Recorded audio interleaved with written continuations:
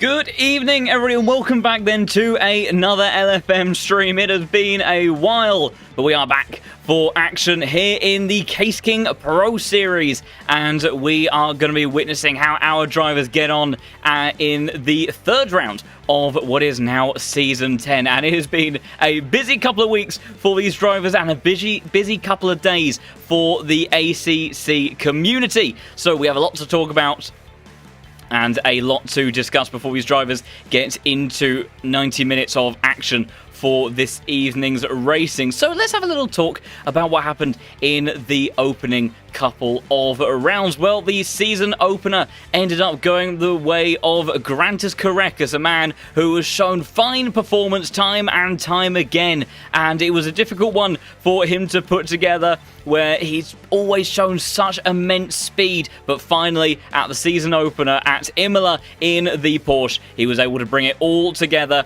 and get his maiden win in the Pro Series. Then for round number 2, we went to Suzuka, and it was a titanic fight between George Boothby and Marek Shins, only 3/4 of a second separating them at the end of that event, and a very, very relieved George Boothby in the cockpit of that Ferrari had to sustain such an immense amount of pressure. Carreras was in that fight as well, but unfortunately a drive-through penalty took him out of that one. But with all of that put together, the championship standings after the first couple of rounds look a little bit like this. So Nicholas Huben is your current championship leader with George Boothby in hot pursuit. Marcel Tamo, good opening couple of results for him. Grantis Carreras, despite that issue at Suzuka, finds himself in P4. And then Andre Leclerc, who got P2 in the opening round, finds himself in the top 5. You can see some names there, the likes of Marco Bischoff, Samir Fock, and also there was Jade Hutchinson down in P15 as well, despite getting a third place in the second round. Didn't have the greatest points tally from the first. So with all that in mind, it means that we have a very tight fight on our hands going into this evening's action, and it's been, like I say, a busy week for the first couple of days, as you may be aware if you've been keeping up with your ACC news, that we recently went into version 1.9 of the game, which sees a whole host of content updates and also, crucially, some physics updates to go along with it. We'll be having a little bit of a rundown over what each of those different aspects are. So you may be seeing some slight variation of cars on the grid for this evening. And also upcoming later on in this championship, the circuit for Week 8 has been changed over to Valencia, which was a little bit of a surprise addition that we got alongside the 2023 GT World Challenge Pack in this latest 1.9 update. So fantastic stuff all around, and exciting things for us going into this evening's action. The server will be up in just a few moments, and when it is, we'll have a look at how each of our drivers are getting on as they dial themselves and their cars in to the race for the first time. And these guys have had a very limited amount of opportunity to practice, because usually maybe you've got a bit of time to spare, a bit of time on your hands to bring it all together. Apologies, a slight misclick at my end. That ultimately we've had a pretty steady state of affairs when it comes to ACC for a long time, and with the way that physics and everything has changed, there has been a lot of pressure on these drivers to start adapting and trying to understand how they need to change their setups going forward, how they need to change it for tonight at Laguna Seca to best make use of what all of those changes are. And speaking of Laguna Seca, a circuit that is legendary, one of the best circuits in my opinion in the Americas, that is going to be playing host for this evening's action. So let's have a little bit of a look at this incredible 11-turn circuit, and it's a windy and technical one at that. Traditionally, very, very quick for the Porsches, very much the dominant car over previous seasons. A small kind of invisible turn 1 as you make your way down towards the Andretti hairpin, through turn 2 and then into 3 as you then go into 4. Got to be tricky on the exit here to make sure you don't run too wide and dip a wheel in the gravels. You start to begin the climb up the hill. Tricky braking zone into 5. Got to make sure you're hooked into that camber, very much like turn 2 at Bathurst. Definitely want to be on the inside there. Turn 6, very scary corner with a rather devious curb on the inside before the most famous part of this circuit as you go over the crest, over 7 in towards turn 8 of the corkscrew, down into Rainy Curve at turn 9, through the sweeping right-hander of turn 10, and then rounding out the lap on the exit of turn 11 then, before finishing it there. And it is a very demanding circuit, like I say. Also, to the question in the chat, the race start will be, I think, in around half an hour's time, because we will have 10 minutes of practice that I should be able to make us way over into in just a moment.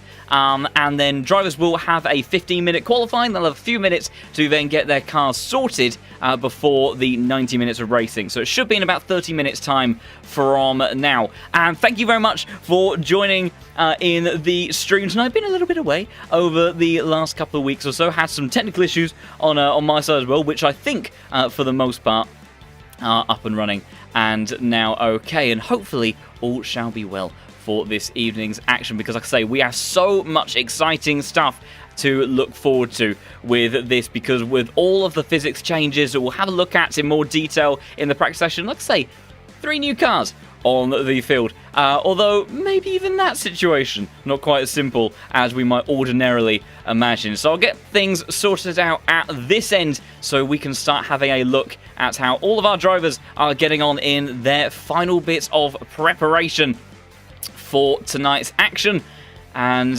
see what they get up to in this 10 minutes of practice before we get underway for this evening. And I think with just a couple of little changes here and there, then we should be up and ready to go in just a moment. And I think all is well there. So, like I say, Laguna Seca for tonight, and here is your drivers ready in the practice session to start putting together the best laps that they possibly can and get those final bits and pieces sorted inside of their cars. So, what are all of these physics changes? What is all this stuff going on about? Well, there was quite the series of changes involved. Most importantly, in terms of the cars, 3 new cars, like I say, Ferrari 296 taking over from the 488. Porsche 992 has made its way to the game, and also one that I personally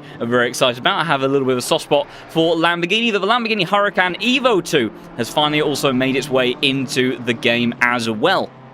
And a lot of drivers who have been repping the Ferraris, Porsches, and the Lamborghini are then able to upgrade their car for tonight's race, and will be looking to make use of that for the most part. And we'll get into that in just a moment. Let's see if we can find some drivers who are out on circuit in some of these new cars, so we can see what they are all up to. Just looking for someone that is out on circuit. We've got the Audi of Mattis Lateo at the moment. What about Michael Frey? There we go.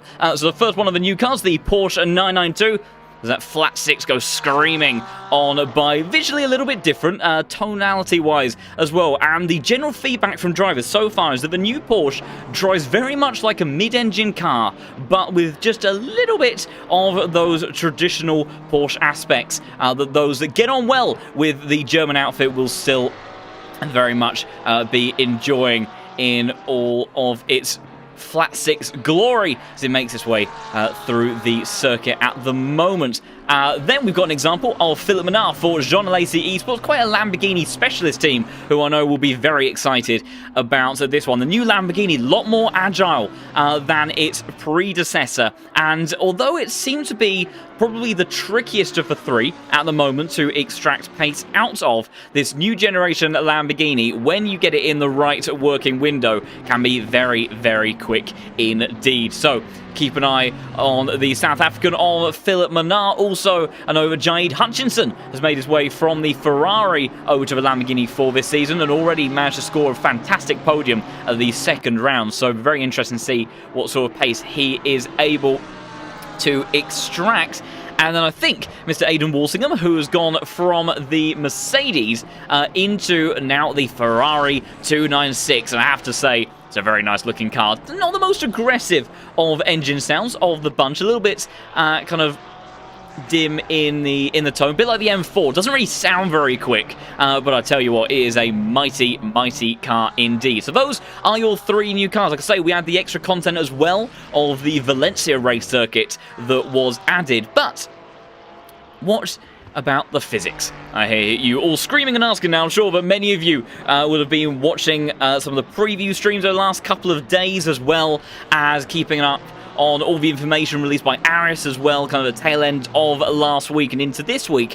But to those that maybe are a little bit out of the current knowledge of what we have going on in 1.9, I'll just try to give you a bit of a brief summary. So it's all fundamentally about tyres, suspension, and electronics. That's the kind of broad scale of what it's talking about. In terms of the tyres, massive changes to the modelling in the way in which the tyre is fundamentally represented in ACC. So temperature now very much has a strong variation on the surface levels. We see one car off Instagram, that was the number 35 of Miladinovic, and there it got this flash temperature, as it is referred to. So when you go through a corner and you put a lot of stress on the tyre, the contact patch of a tyre on the tarmac pulls underneath. You might have seen some extreme photos of this from Formula 1, where the Pirelli tyres, I think it's at the first Degner at Suzuka, where there's a big example with Nico Rosberg in that. You could see the contact patch really being dragged from side to side, and the sidewalls of the tyre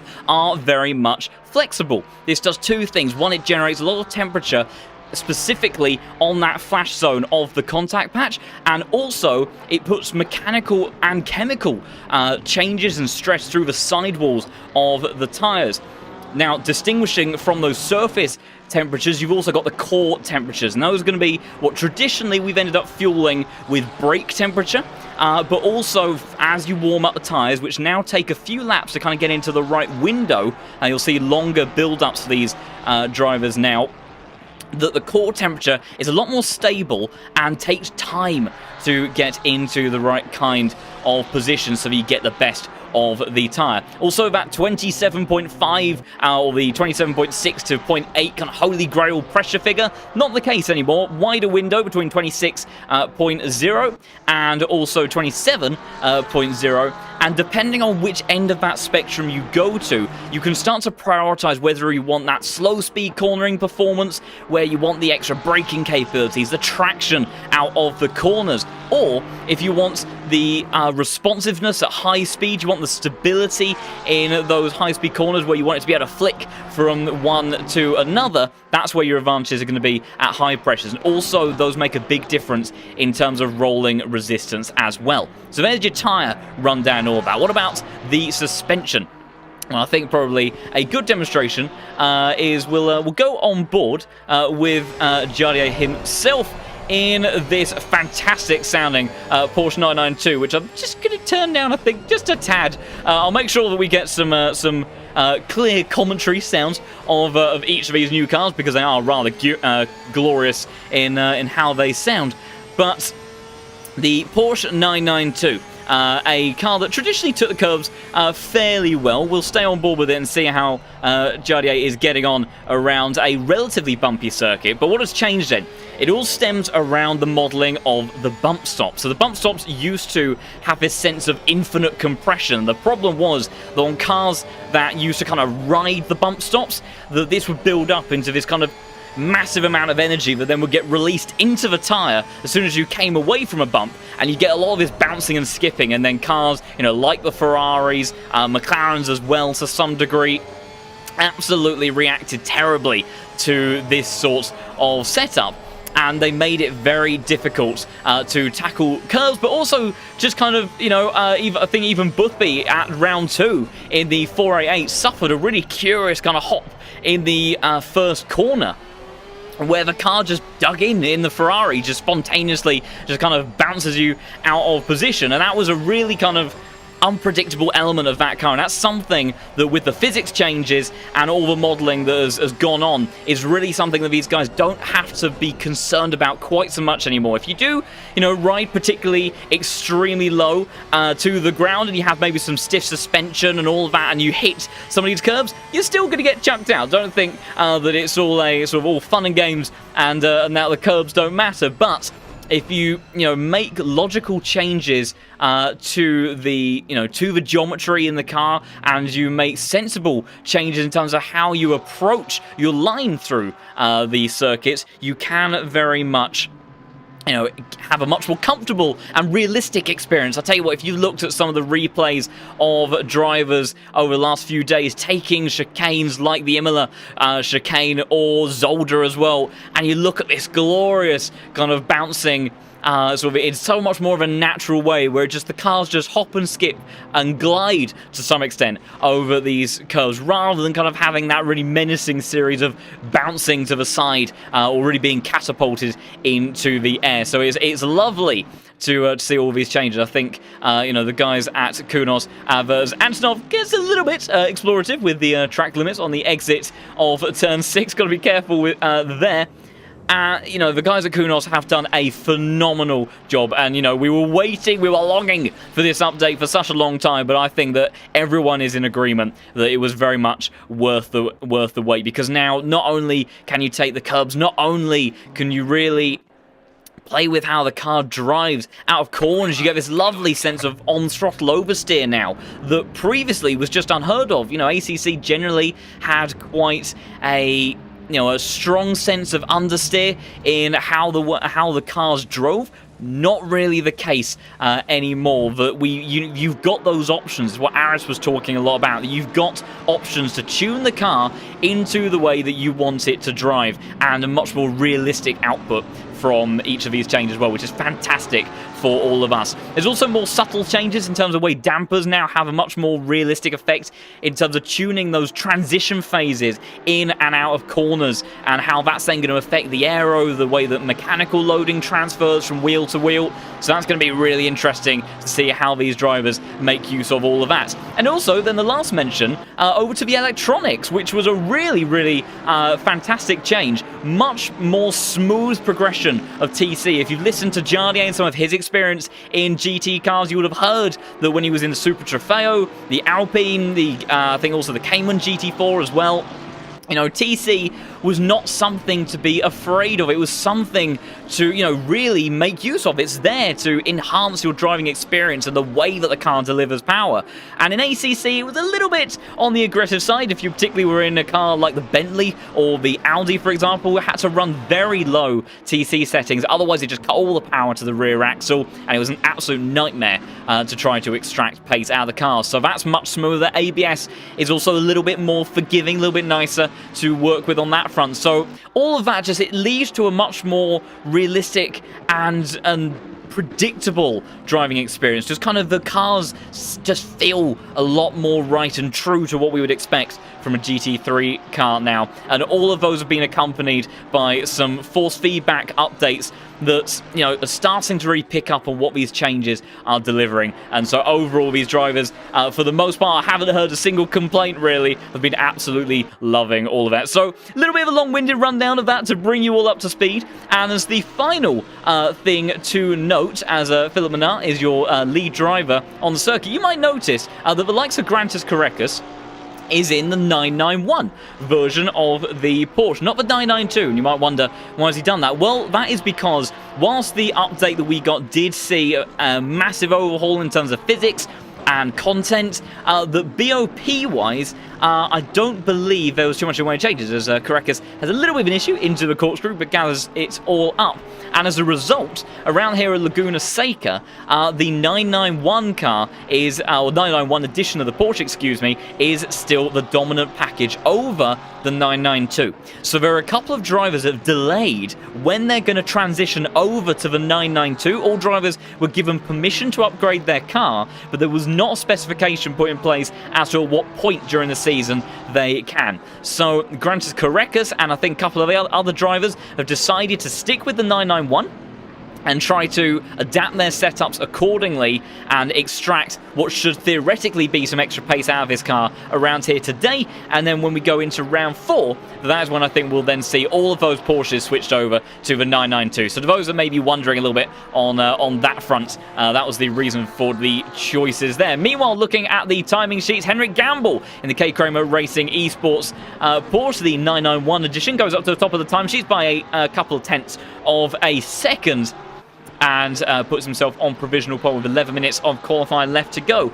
To answer the question in the chat, I do believe that there is a channel in the Discord server where you can put in a request to be unbanned, and then that will be looked at accordingly. So I think that there's something in the LFM Discord server, a channel in there, where I think there may be a link that then takes you to how you can try to put in a request to be unbanned.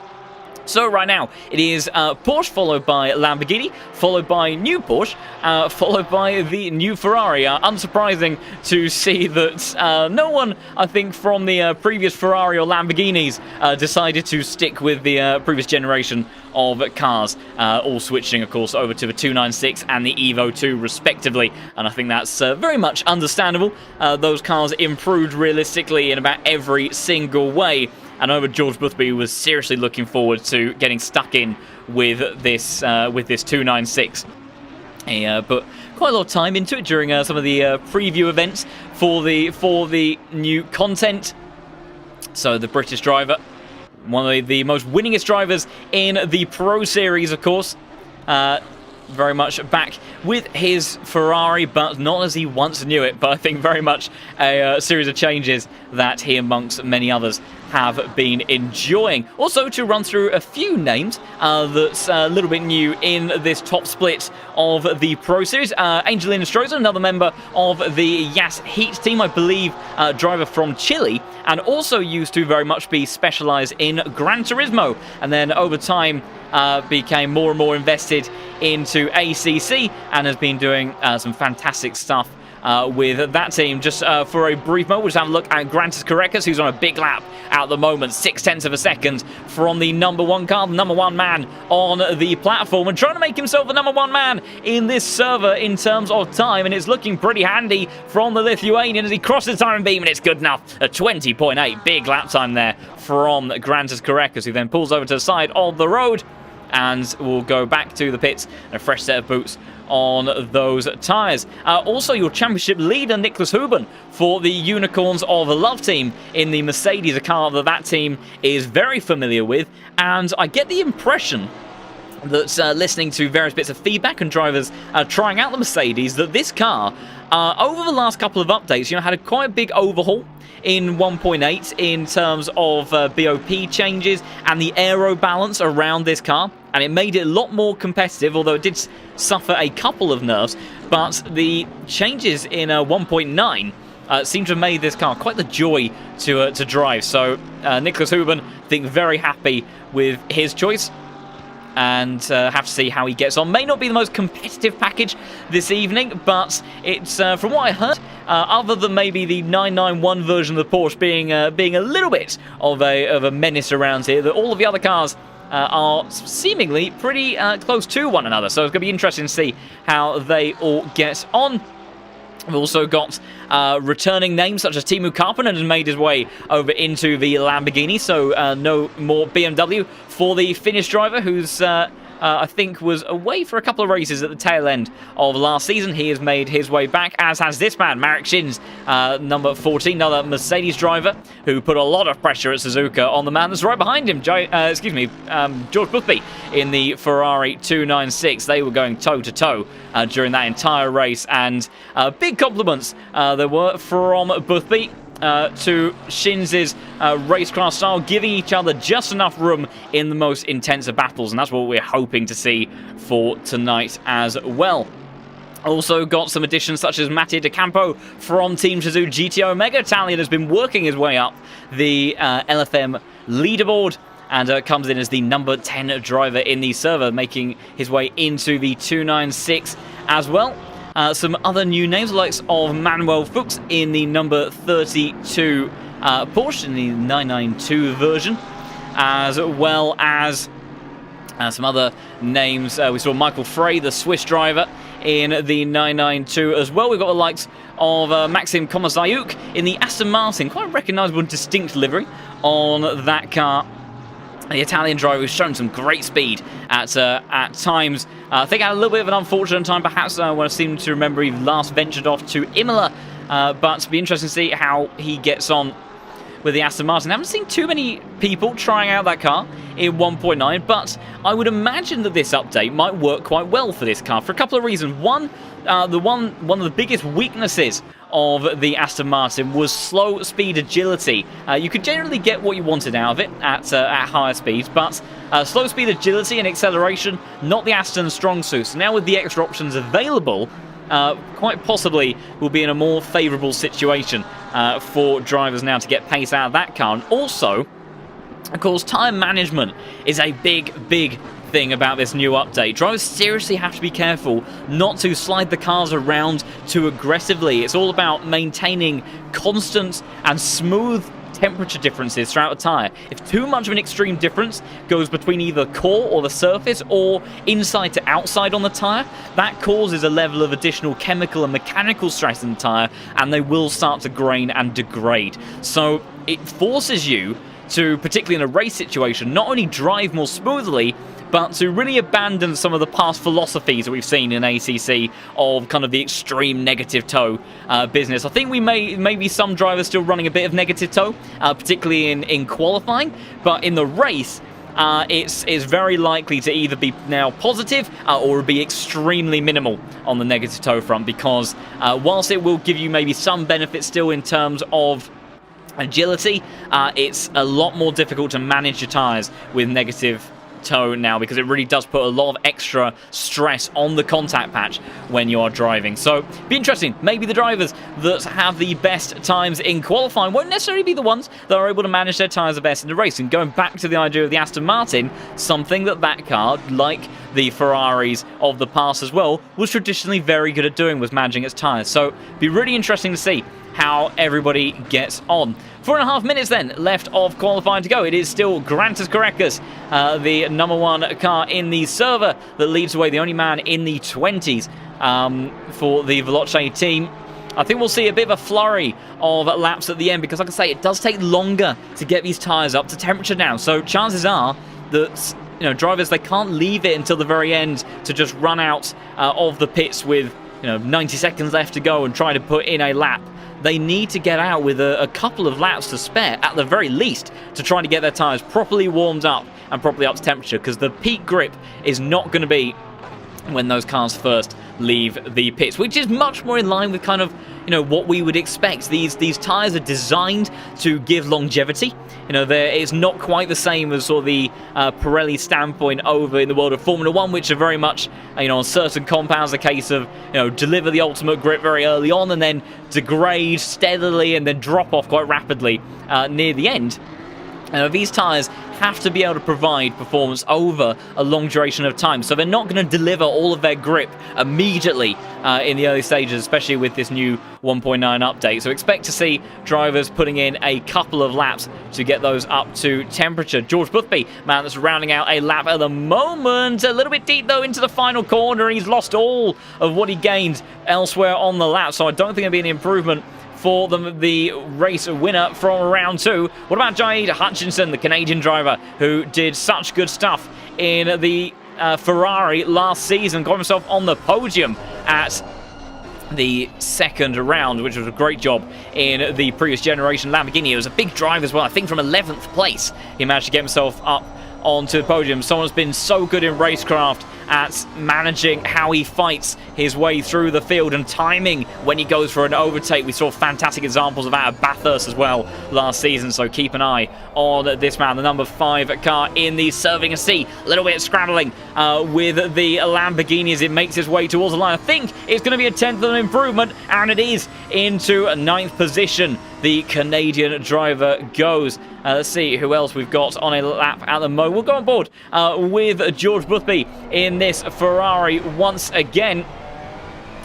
And see, not really struggling to get the power down. Previously, in the 488, you would be hopping and skipping and jumping all the way through. But you can see and hear it on the wheel. He's playing with the throttle. You've got these opportunities now to really try to get the nose of the car dancing his way through the corner, but without having to rely on necessarily on the aero or rely on negative toe values. You can do it with the throttle. You can do it via other means, and for George Boothby, it's good enough for P4. Much tidier end to the lap than what we saw previously from him. Nicholas Huber just starting a lap of his own. Mattia De Campo further down the order is rounding out a lap. The Italian driver, number 10 car in the server, is going to improve by a couple of tenths and makes his way into P14. I was thinking you might see him jump up the order a little bit more than that, but still good stuff from him. We've got Noah Eder that is improving further down the order, and we went on board with that car earlier on, absolutely screaming its way through through this fantastically undulating circuit. It reminds me a lot of Alton Park, excuse me, for what we have in the UK. It's our version of a Nordschleife, the green hell of the UK, second to Cadwell Park in that respect. But in terms of what we have in ACC, very much our equivalents. As Noah Eder about to cross the line, goes up to 22nd position for the K Kramer Racing Esports driver.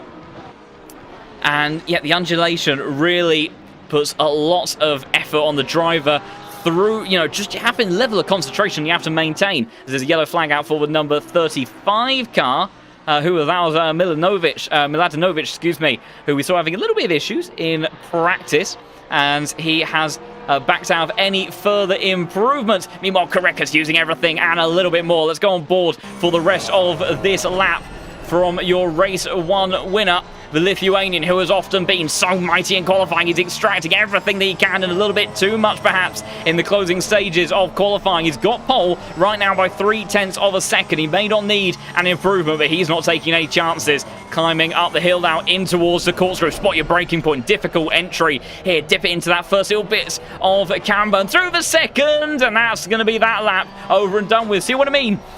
Curbs may be easier, but you can't take the mickey whatsoever. So unfortunately for Korekas, won't be any further improvement, but I think pole position may be cemented in place for this man already. Final improvements though from the likes of Noah Eder in the number 15 car. 2/10 up, that can see him jump up towards the top 15-ish, and P16 it is for the German driver. Other laps coming through now. I think Schneckenberger potentially the last one to make his way towards the line.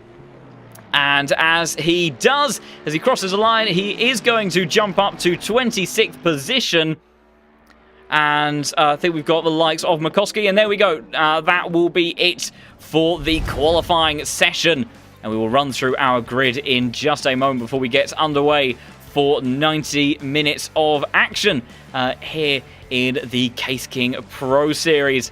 And to the comment in the chat, thank you very much. Welcome back to the broadcast yourself. And I have to say, it is a wonderful, wonderful time to be back in the Comms Box for this championship. We're always given such amazing action all around. And to go along with that, with all these changes to ACC and such positive and exciting changes at that as well, is giving us a very exciting championship ahead of us and a very exciting evening of racing tonight. See which of these drivers can adapt to these changes the best in all that. So we will have a look through the starting grid in just a moment. and I think we are in fact ready to do that right away. So in just a second, I'm just trying to refresh the graphics. There we go. So Grantis Caracas finds himself on a pole position for another occasion. He's only managed to get one win so far in the Pro Series, but maybe he can make it 2 out of 3, and he's been looking very good this season. That was interesting. Why did the camera change there between one car to the next? I'm not entirely sure about that. Jardier, as apologies, some of these cameras, for some reason, don't seem to have worked particularly well, which is rather curious. The first 2 worked, and now we're just getting a bunch of rear wings, so I may have to back out some of those. Apologies, everybody. Jardier, fantastic qualifying from him, went relatively unnoticed, starts in P3, and then followed up by his Veloce teammate, as some of these cameras are behaving curiously. Starts in P4. Philip Manar, the South African, starts in P5 with Valentin Barrier, the next one of the Yas Heat drivers. Starts in P6. Nicholas Huben starts in P7 with Timu Karppinen in P8. Marco Bischoff down in P9. Maybe taking a bit more time to adapt to the changes than we would have expected. Traditionally exceptionally quick in qualifying. But rounding out the top 10, Jade Hutchinson in that Lamborghini, followed up by Aidan Walsingham in P11, and then this man, Marek Shins, in the Mercedes, starts in P12. Like I said, I do apologise for the cameras, everybody. For some reason, some of them have worked and some of them have not. P13, Angelina Stroza in the number 21 car, starts just ahead of Mattia De Campo in P14. Samir Fock, who I imagine will have been jumping for joy over the last couple of days. A man, the nickname the 488, rather than the prancing horse, the bouncing donkey. And I'm sure he has been delighted by the changes, both for the 296 and also over for all of the physics changes all rounds. Norita starts P16 with Sasha Vassner in P17, and then Manuel Fuchs in P18, Marcel Tamo in P19. I think it's only the cameras for the new cars that seem to have an issue, so I think that may be what has gone on there. Rounding out the top 20, Kirill Antonov starts to round out that part of the grid. Marcus Marquezing in that very nicely liveried Mercedes starts in 21st position. Mikoski starts in 22nd, followed up by the likes of Miles Hemming in 23rd place. Then it is Matis Lateo in the Audi, which should be interesting to see how that car gets on. New Lamborghini, the Evo edition, or the latest edition of the Audi, has been around for a while now. But, TC was something that kind of plagued that car a bit. Maybe now it'll be a bit better and easier to extract pace out of. Michael Frey starts 25th with Schneckenberger in 26th place in the next of the Mercedes. Alessio Mellis, the Italian driver, starts in 27th position, followed up by Roloff Radix in the Aston Martin. And then next on the grid is going to be Nikolai Polyakov in the number 20 car. And then rounding out the top 30, man seem to have a little bit of trouble in the practice session. We have Mitya Milodinovic in 30th position, then ahead of Dom Healy in the number 24 car. And I think that might be the vents on the Lamborghini. I have to double check in just a moment. Komozayuk starts in 32nd place. It may be a tough day ahead for the Aston Martins. Like I say, even though they are likely to benefit a bit from these changes, I do think that car may be still a bit weak overall around here at Laguna Seca. Jan Drexler in 33rd position with Sean Tempest in 34th. And then rounding out the grid is Eric Conrad in that Yeet Esports BMW. And there we are for the third round of the Pro Series. It'll be Grantis Caracas is going to lead this bunch on the first lap once again. And those of you that may be new to the Pro Series and the LFM channel, first of all, big welcome, and do consider subscribing if you want to join us for some more fantastic action this season. The Pro Series, for those who have been around for a while, I think can very likely testify to the fact that we have fantastic racing week in, week out. So do stick around for that. And we are slowly but surely making our way over to 2,500 subscribers. So it'd be amazing to hit that in the coming weeks as well. Amazing to have all of you here supporting as always. But yes, a bit of an introduction to the Pro Series that made me new. Big prizes on the line. Big prizes of over 6,000 euros in total, the prize pool for this season. And some new additional prizes. The race winner from each week will also get €100 vouchers alternating between Ducky keyboards and also, I believe, for Glorious Gaming as well. So even if you don't finish in those top positions at the end of the championship, if you manage to get yourself a race win during the season, you will at least get yourself a nice little prize from that as well. And so far, those going to this man on your screen so far, and also George Boothby lurking the first of the 296s in the Ferrari that took the win at the second round. 90 minutes of racing, one mandatory pit stop for our drivers to go through, and in 30 minutes time we have rain on the way as well. So buckle in, everybody, because I think it's going to be a good one. Round number 3 of season 10 in the Case King Pro Series is about to get underway in version 1.9 of ACC for the first time, and it's lights out and away we go. Correct, it's brilliant start, but it's matched immediately by Henry Gamble applying the pressure down towards turn 1. They go through there into turn 2 on the inside line of stern with a little bit of contact between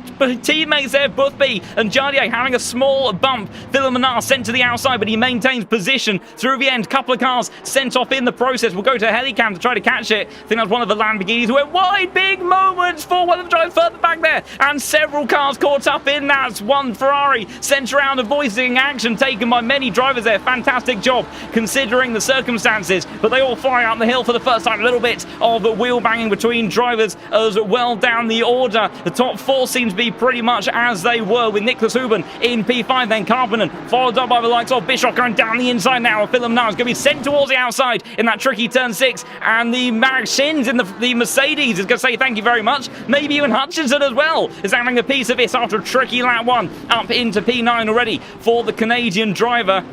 And we had the number 8 car of Samir Fock and Angelina Stroza in the number 21 that were caught up in that. It's a difficult day already for the Yas Heat team, but it's gaps already of a second between your race leader and the man in P2. Meanwhile, scraps going on further down the order between Polikov and Sasha Vasta. That one seems to have calmed down, but it's a long train of cars further down the order towards the back of the top 30. Laguna Seca, tricky circuit to overtake at, and Marcus Marquezing sending one on the inside. Oh, that's a mistake there from one of the ET Sports cars, and that was Eric Conrad, was it? No, it was Marcel Tamo, if I can get to him. Got around, got a little bit bunched up with some of the other cars there as well, but not too much harm done. Meanwhile, side-by-side action now between Eric Conrad and the Lamborghini of Dom Healy towards turn 1, and it is Lamborghini on the inside there that I think is going to get the job done. Battling as well just behind between Sean Tempest and Jan Drexler, and he goes the way of Tempest in that one as well. Pretty open between the top 8 in the field. Next close fight is the likes of Noah Reeder trying to apply the pressure to De Campos. So is his teammate Bischoff trying to do the same to Timu Karpinen. Schneckenberger versus Lateo through in towards that tricky left-hander. Inside camber is favourable for the Audi, and it's Manuel Fuchs has got a great onboard view of this scrap, and it's Mercedes that doesn't come out on top in that one. Lateo in towards P17. Great run for the Germans. They go up to the hill there. Has to go to the right-hand side. Tricky to make it stick in towards the corkscrew, especially as these tyres are getting up to temperature for the first time. Remember, these guys, they have to be careful not to be too aggressive too early on. Speaking of which, though, Kobazayuk sending one on the inside of Alessio Mellis, who may be about to have some company from the Lamborghini of Dom Healy if he's not careful. Oh dear, that's a big moment for Alessio Mellis, who's gone off there, and Mellis in towards the gravel. And I don't know if he lost that one on his own or not. Excuse me, some of the cameras all of the cameras for the new cars are a bit compromised at the moment. So some of the cameras are not going to work in the way that typically I would like to show them off to you. So we'll go from an external view to see what happened to Mellis there on the outside going in towards the next corner. Oh, and he just catches the curb, and you may be able to take more curb than before, but I'll tell you what, it's not that much.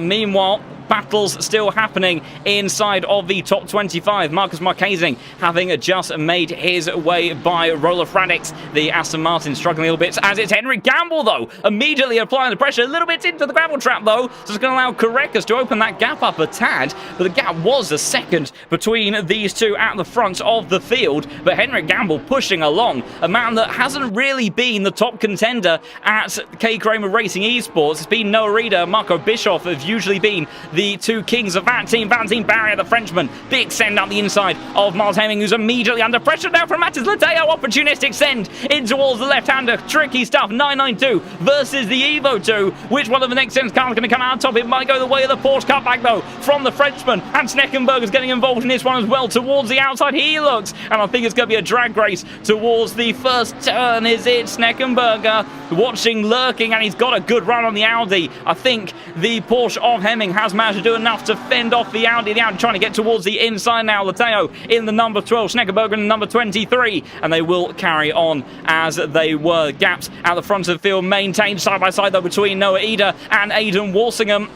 Walsingham making that switch into the Ferrari. He's gained 4 positions. Excuse me, no, Reeder's gained 4 positions so far, down 2 for Walsingham, and now he's got Antonov to worry about in all of this. So we'll go on board the BMWs now, looking to try to go around the outside in towards a tricky left-hand corner. Ferrari 296 holding that inside line, and with all the downforce on board that very stable platform, he maintains the position. Back at the front, though, Henrik Gamble applying the pressure, only half-second the drift of Grantas Korekas. George Boothby also hassling his teammate. We saw these two had a little bit of door banging on the first lap, but Boothby really now trying to apply the pressure to his teammate in that 992 Porsche. And would you believe it, the first of the 992 Porsches as well. Bischoff also hunting around the back of Teemu Karppinen, the lead of the Lamborghini drivers in the server. Manuel Fuchs and Sneckenberger having a bit of a scrap, and Polgakov trying to someone up the inside. Respected is the gap from the Mercedes driver, and then getting in there as well as Sasha Vassner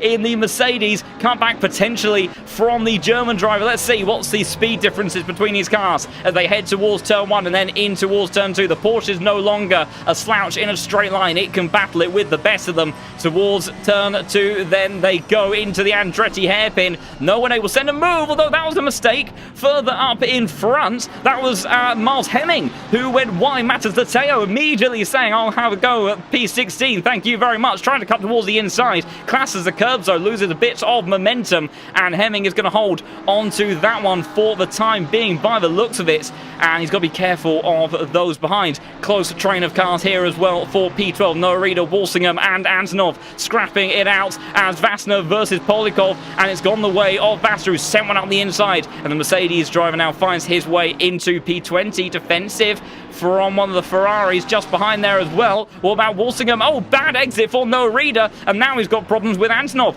trying to do something about the Porsche. But for Walsingham, he got the momentum by the looks of it as they climbed up the hill and finds his way into what is now P12. So many scraps to try to keep up with. I'm sure I'm going to miss a few of them, but I'm doing my best. Hutchinson now applying the pressure to Marek Shins inside the top 10. We've seen how patient the Canadian driver can be. Podium last time out at Suzuka, very consistent throughout most of last season as well, and found himself as a championship contender on more than one occasion with such drives. How is he going to adapt in the Lamborghini around here today? He's not the fastest of the Raging Bulls on the circuit, but still P9 in the moment and applying the pressure to a formidable driver out of that, so that could heat up into a very exciting scrap in just a moment. Jan Drexler also having a BMW fight of his own between the two M4s in the battle for P30, but unable to do anything for the time being. I have to check up at the front of the field, though. Korekas has extended his gap now back up to a second.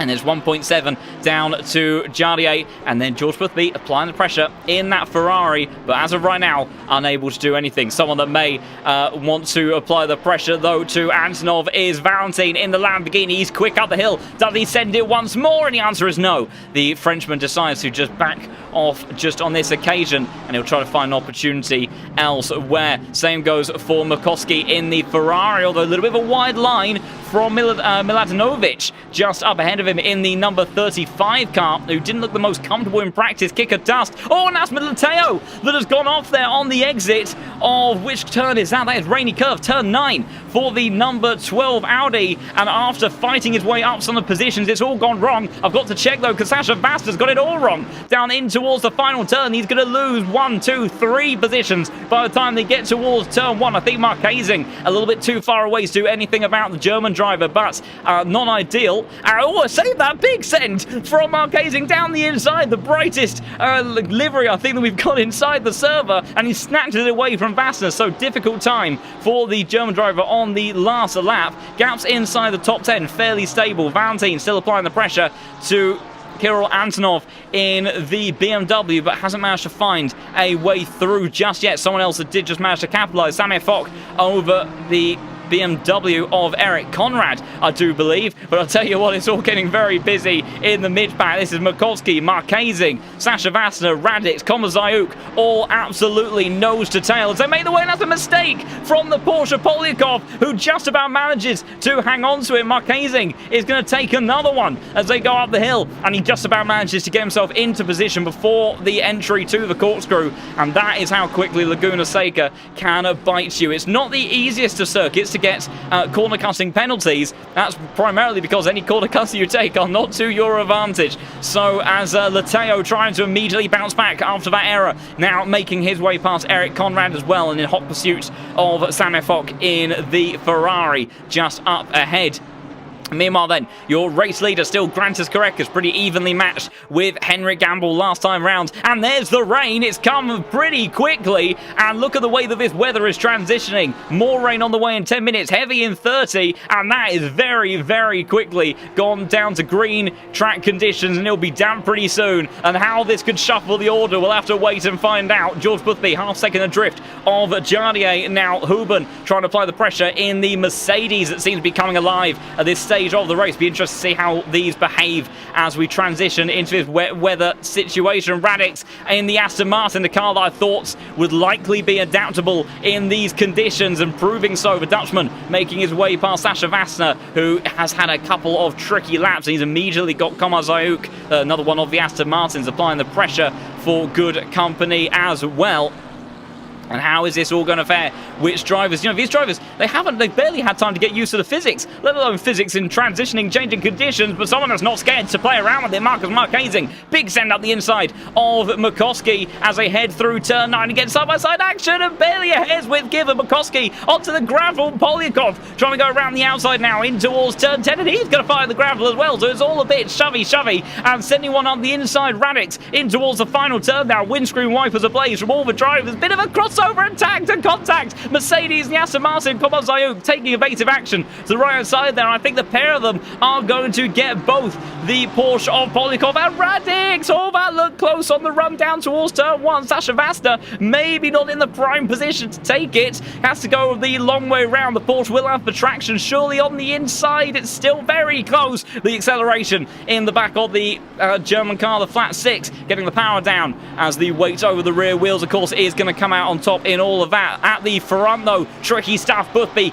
versus Huben through a very scary turn 6 corners. So easy to end up clipping that inside curb and sending yourself out into the gravel. The guys at the front though, not particularly phased, although these conditions do seem to have brought about a bit more action and close racing between the final positions on the podium. And Timu Carpenter as well is starting to get a little bit involved in all of this as well. We'll go on board, and Jardier, the first man into the pit centre, he wants nothing more to do with this. He's got someone just behind him as well.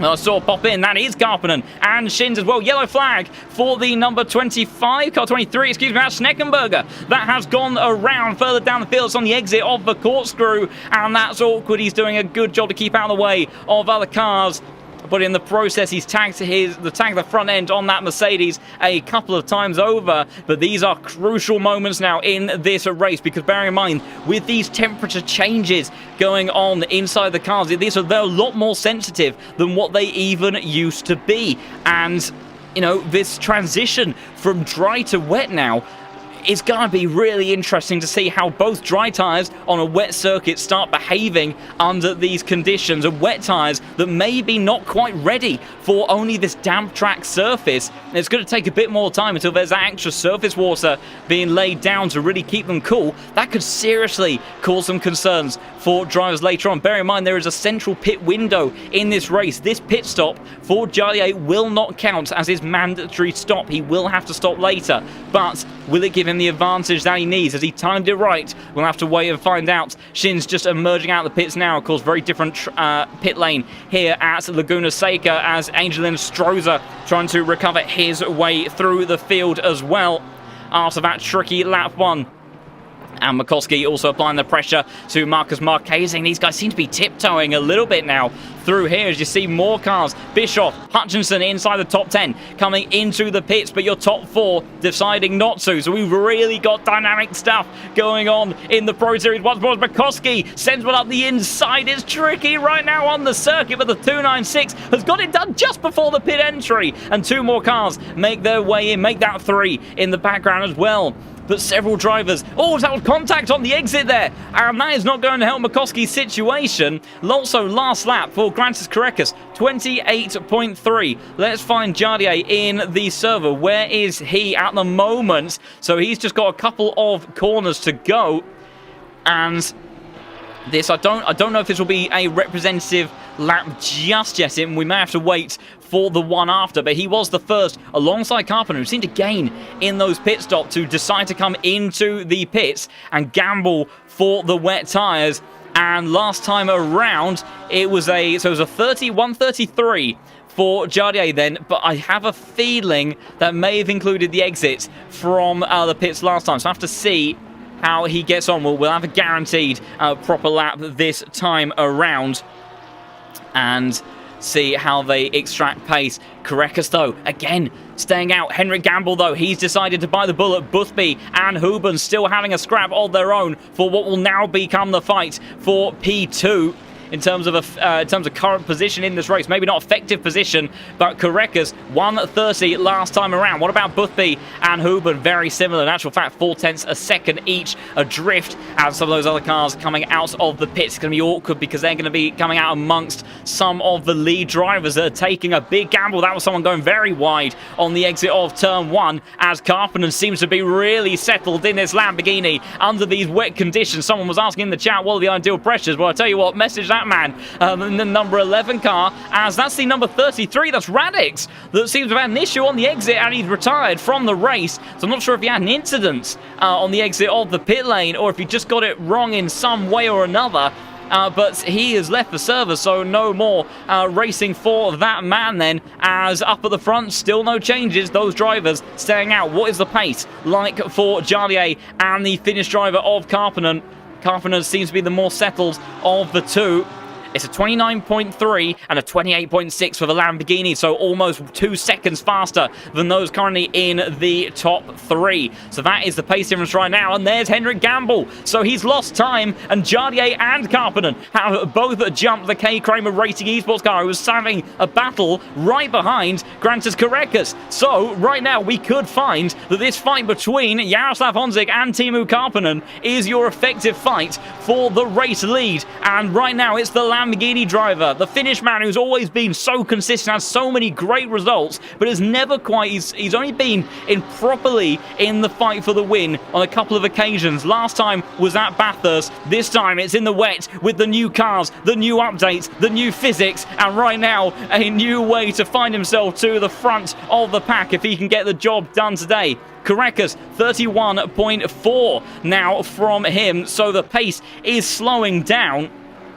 And I can only imagine that the likes of Boothby and Huben and Carreras at the front end of the pack are trying to stretch it out until they make their way. That's tricky. I think that's possibly Samir Fock in the Ferraris on the wet tyres just behind Huben and Boothby, who are going to be sitting ducks relative to these drivers, because the grip is not in favour of the slicks right now, and it's all going to be about whether or not they can make it to the pit window, which isn't going to open up for I think at least another 20 minutes or so, I think. Trying to keep an eye on the leaderboard and do some maths at the same time. That's a dangerous principle. But I think it's going to be a while, and that's several laps. It's going to be, you know, right now they're losing about 2 seconds lap. It's only going to get worse. 10 minutes, the rain is intensifying, so I'm really not convinced this is the best strategy. Henrik Gamble, despite pitting a few laps later, already right on the back of the scrap for what I think is going to be the effective race lead. Jardier versus Carpenter now. Intense fire. Oh, what a big lunge from Carpenter. I don't think he meant it. He lost it under braking, but I'll tell you what, it may have worked for him, because now the fight between these two will go on board with Henrik Gamble as he watches these two scrap up towards turn 6. Brave stuff around the outside from Jardier, and he's keeping his foot in it, and he has managed to hold off the Finnish driver who's now got problems with Henrik Gamble, the German who's trying to recover these positions, but he backs out of it. George Boothby's around. George Boothby's around at the front of the field. The scrap with Nicholas Huben. It's got very close there. Back markers were making their way around in an odd situation where they're going quickly. And Nicholas Huben, he's a bit far back. I'm not even sure if it's going to be contact between the Unicorns of Love driver and the Veloce man. I think it is contact with the other Ferrari. It's a big hit, and I think that might have been Makoski. It's into the wall as well for George Boothby. Heavy contact in the back of that car. And the Ferrari used to be very aero-sensitive, and I don't imagine it's any less sensitive now. And that is a disaster. But I'll tell you what, it takes one more out of the lineup scrap for the front of the field right now. And these drivers, 29.5 for Jardier and Karppinen. Last time around, 31.5 for Korekasa. Still 2 seconds the advantage, and they are gaining a lot of time here. In actual fact, really, they need to work together if they want this to work out. Meanwhile, Milatinovic scrapping away with Walsingham and Polyakov on the run towards turn 1 and turn 2. Excuse me, Walsingham wide on the entry there, and Komazayuk as well is going to sneak on through there, and the 296 finds its way down into 22nd position. Not the debut with the Ferrari that the Vistral Esports driver would have been wanting. Meanwhile, Jardier versus Karppinen versus Henrik Gamble and Hutchinson as well. Not too far drift from Bischoff, just a little bit behind, still kicking off. Defensive driving from Mr. Honzig in towards the corkscrew because he has to. He's under a lot of pressure right now, and he's also got to make sure he maintains the pace in this race. But Karppinen really does seem to have that Lamborghini settled at the moment. Maybe he's got the setup right, maybe he's got the pressures right, or maybe the Lamborghini is a car that can seriously compete in the wet. Who would have thought we'd be saying that a couple of years ago when this used to be the absolute tyre muncher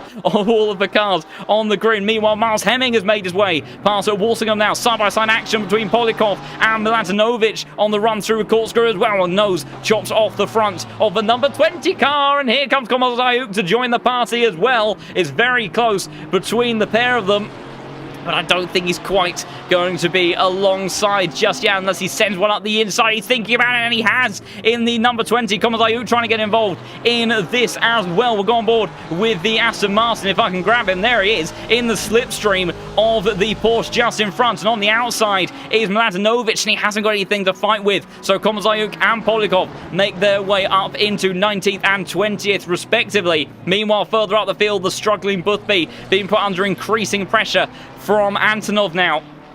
Another one of the drivers on the slick tyres. He sends one up the inside of Boothby. Doesn't give him the room. Not really a chop of the nose across the front of the BMW, but certainly not making it easy. He still wants to fight for this championship, no doubt about it. And we know how much these results stack up over time. Jardier finding a little bit of extra pace now. Karppinen within 0.4 of a second. But look at this. Bischoff and Hutchinson, the pair of them closing on in. And Hutchinson, another of the Lamborghinis that really seem to be dialed in with these conditions.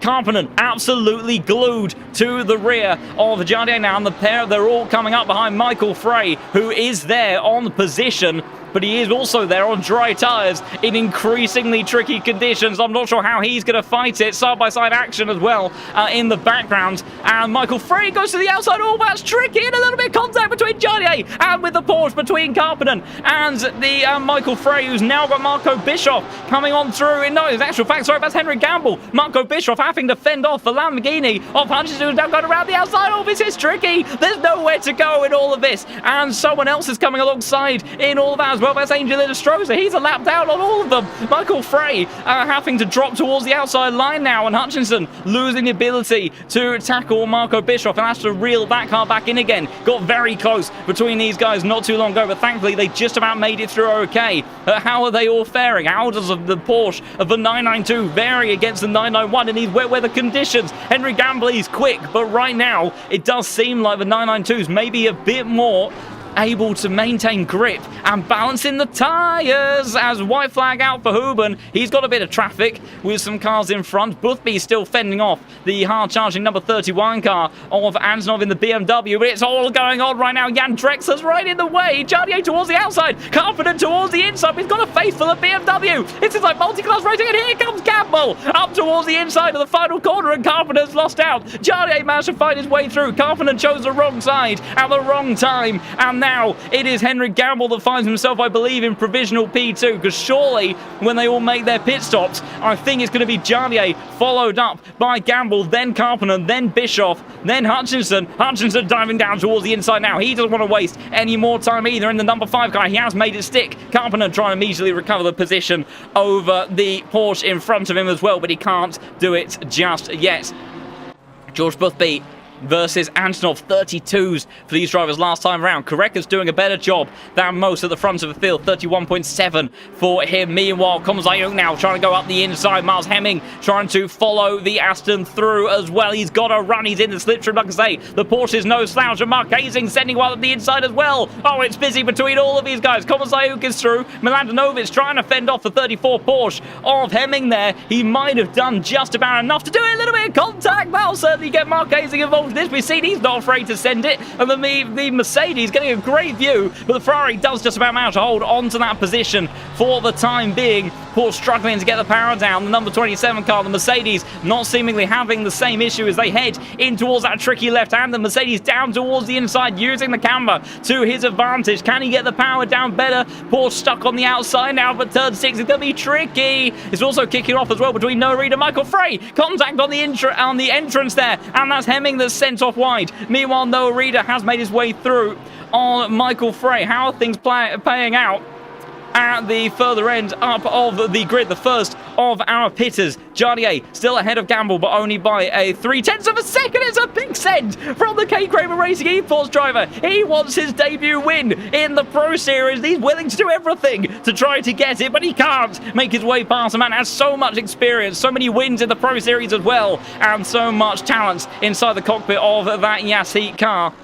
So he fends off Gamble. Little bit of touch on the back of that car again. Carpenter gaining under pressure now is Gamble on the run towards this next corner. We'll go on board the rear diffuser of the number 22 of Gamble that's got a faithful of a Lamborghini. If you wanted to look at what the new Lamborghini Aero package was, well, there's all the detail that you need to find. Looking to the outside though, but door shut immediately on the run in towards turn 6. Absolutely nose to tail with Bischoff and Hutchinson closing back in on this fight as well. It's a big run for Timo Carpenter, and almost went up the inside down towards the outside out of the corkscrew. Surely not. Surely the Finnish driver can't make it done. He's trying to, though. It's like Zanardi getting it done, and Gamble's in the gravel, and he's around. Oh, he's taken out his teammate, who's off in towards the AstroTurf there, and that was a big impact. Gamble as well trying to get underway, and that was so unfortunate, but the scrapping between those drivers comes to an end, and the K. Kramer Racing eSports drivers have come together in the worst possible fashion.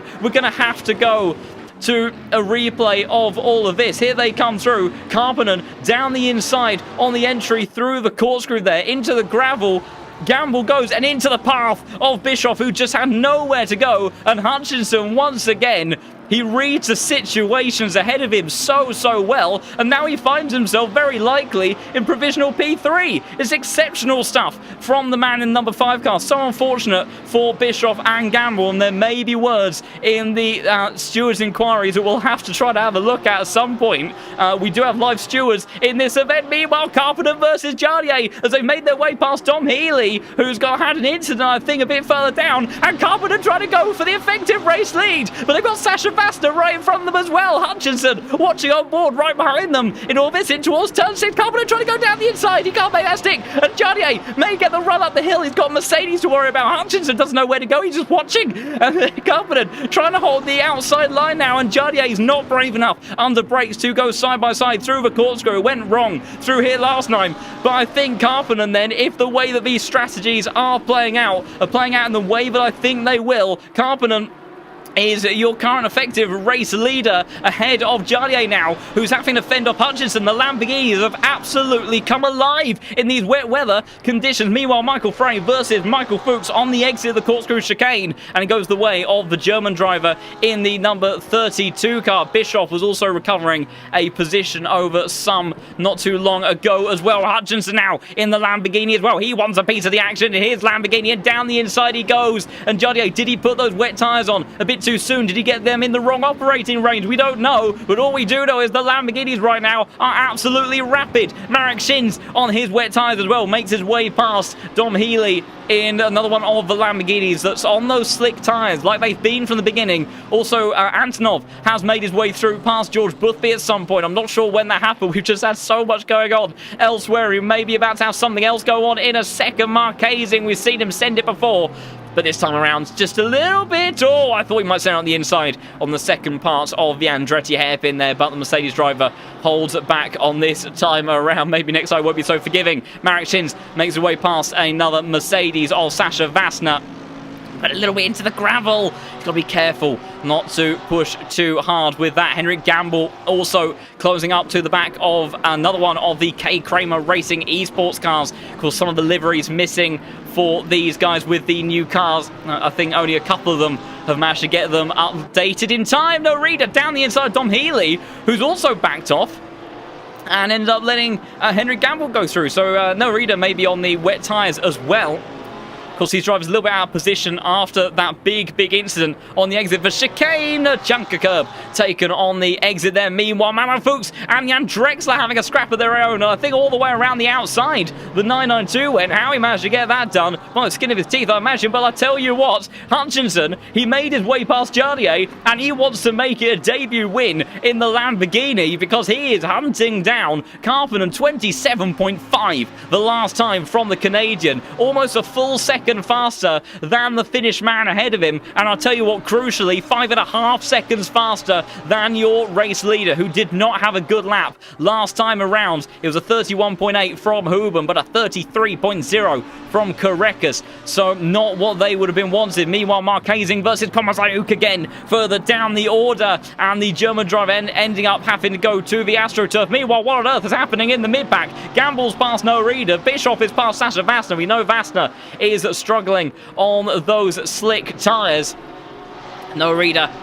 After losing the position to Henrik Gamble, I think we'll see his K. Kramer Racing esports teammate get away as Hutchinson's just dropped back by about half a second. Meanwhile, Valentin Barrier swoops on past by Dom Healy in the Wild Things Racing number 24 car. Polikov trying to apply the pressure to Drexler once more, as one of the Yeet Esports BMWs getting a great view of this battle of the number 20 car down the inside. A little bit squirrely under braking, but I think he may have just about pulled it all together a bit squirrely over the curbs on the exit as well, but he does get it done. Meanwhile, Michael Frey coming under pressure now from Marquezing and Komazayuk. Valentin Barrier has just made his way past Sasha Vassner as well. Hutchinson still not able to do anything about Karppinen, as we'll go back to the battle between Frey, Komazayuk and Marquezing, and it's a big run from the Mercedes driver looking towards the outside line, almost 3 wide in towards the final corner. Surely not, and Marcus Marquezing is going to get stuck behind the Porsche on the exit there. Komazayuk goes on through.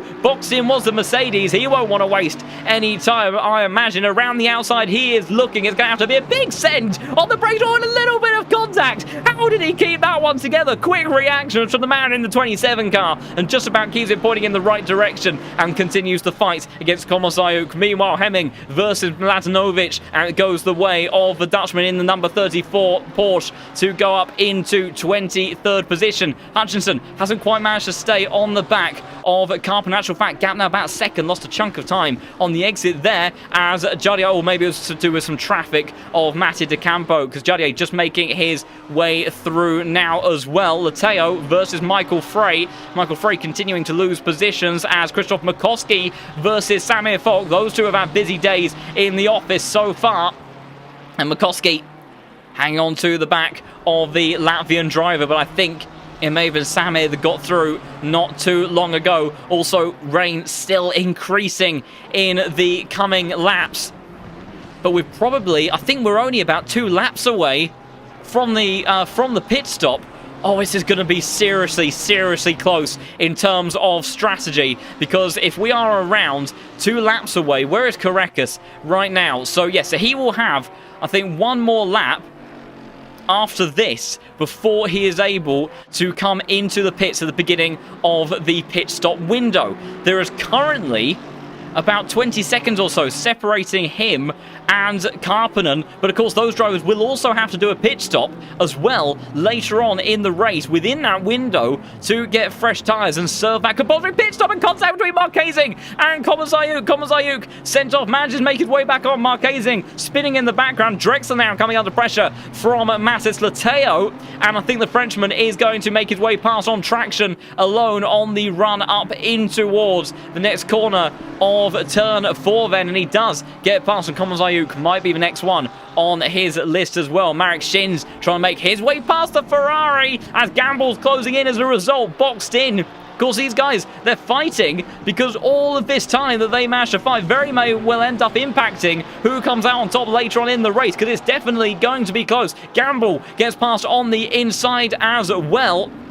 And Noah Reeder trying to have a piece of this, and I think under braking, surely the number 15 car will have the advantage. Meanwhile, Mamo Fuchs versus Dom Healy further down the order has managed to get through as well, and Noah Reeder does make his way in towards the top 10 positions. Meanwhile, it's getting very busy because there's George Boothby, the wounded Ferrari, as Karppinen and Hutchinson go through. Both Lamborghinis fly through, and they're up into 4th and 5th position apiece, and the time's about to tick down. Where is Grantas Karekas? I think he's going to be able to come in when that clock goes down to 55 minutes.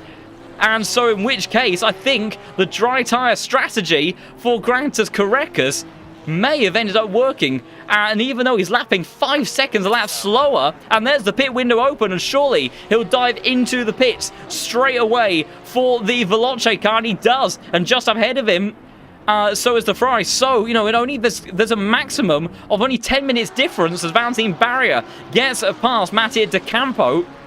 There's only a 10-minute difference between if the likes of Karppinen, Hutchinson, Jardier take fresh wet tyres at the end of this pit window. 10 minutes difference. It could absolutely go down to the wire. It's so difficult to tell on the latest physics updates and changes, but my goodness, it could be a strategic masterclass from Karekas. It's very difficult to tell. Meanwhile, Marek Shins on his wet tyres getting past Henrik Gamble on the run up in towards turn 1. The Mercedes getting it done easily. Meanwhile, Hutchinson still applying the pressure to Teemu Karppinen then. Of course, bearing in mind, if Karekas' strategy works out, Huben is not out of this one yet either, because he was only 4.5 seconds adrift of your race leader. Henrik Gamble applying the pressure still to Marek Shins. He has not let him get away after Mercedes driver managed to snatch that one down on the run towards the first corner just a moment ago. Yellow flags as cars are emerging out of the pits. That's Walsingham and also Karekas that's just come out of the pits as well. You heard a kick up of the gravel. Now, where Karekas emerges could be very crucial, because if he has traffic as well, this could very much impact this next stint for him. It does look like the rain, though, is fundamentally going to be with us till the end, as George Boothby has also just come out of the pits as well. He's going to find himself in a little bit of traffic. But these strategy calls absolutely going to be causing an array of chaos, I imagine, later on in the race. Has Karekas and Huben and the likes of Boothby as he tries to recover.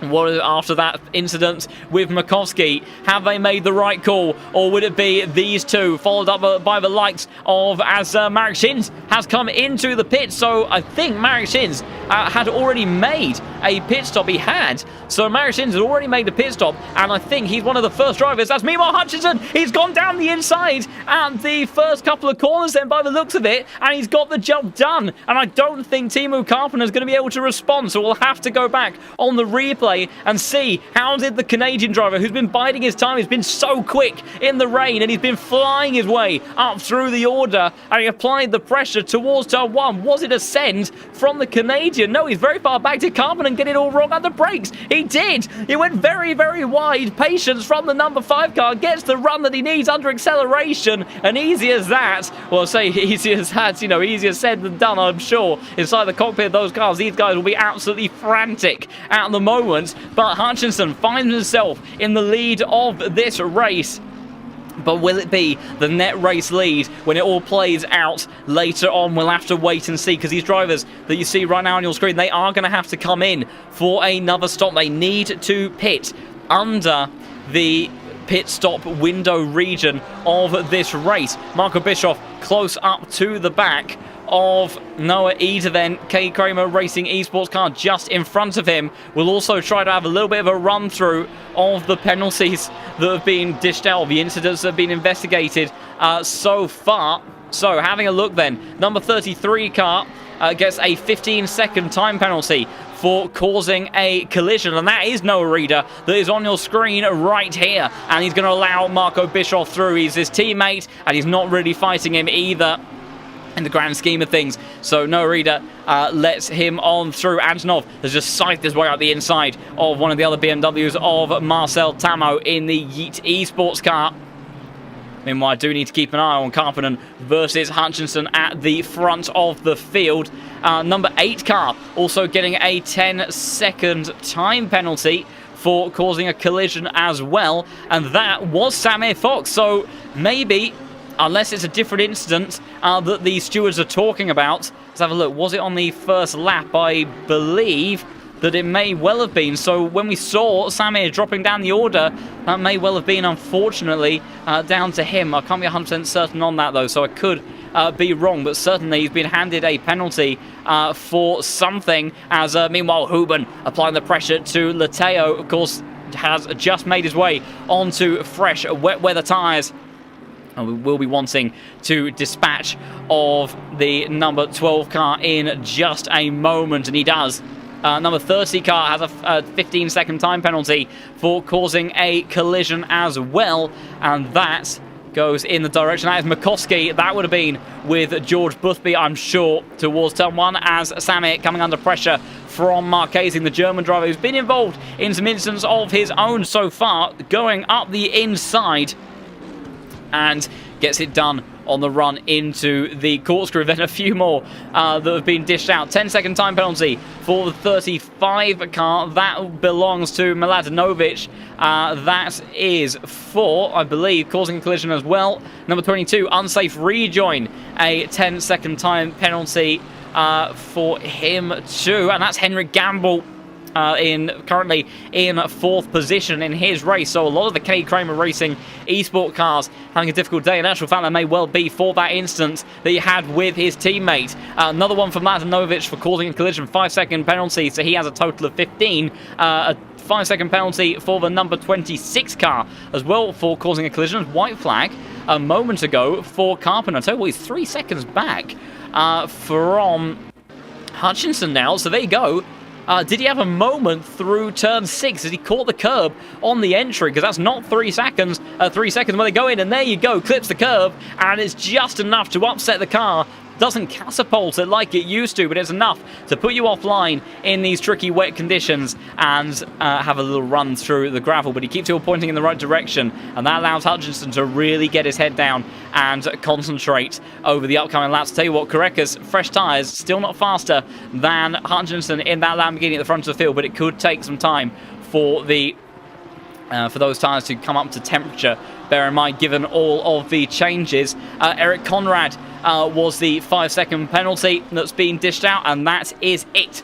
So no further action on plenty of other instances. It has been quite a busy one so far in this race, and it's only now for the first time that really we have any sense of calm. But I'd say mandatory pit stop needs to be served by these drivers before this pit window ends. We're about to hit the halfway point of this race in a couple of minutes' time, so I can only presume that the likes of these drivers who are yet to make their compulsory pit stop in the pit stop window will do that nearer the tail end of the of that 10 minutes.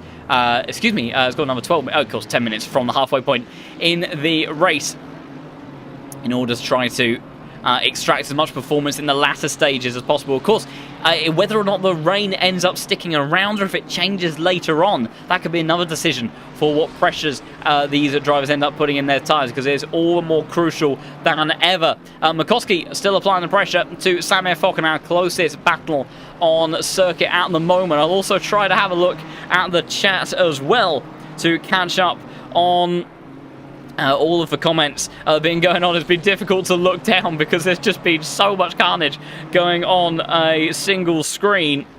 And yeah, comments about the new Ferrari looking great. Absolutely lovely design on this car, and certainly seems to be a platform that is running well.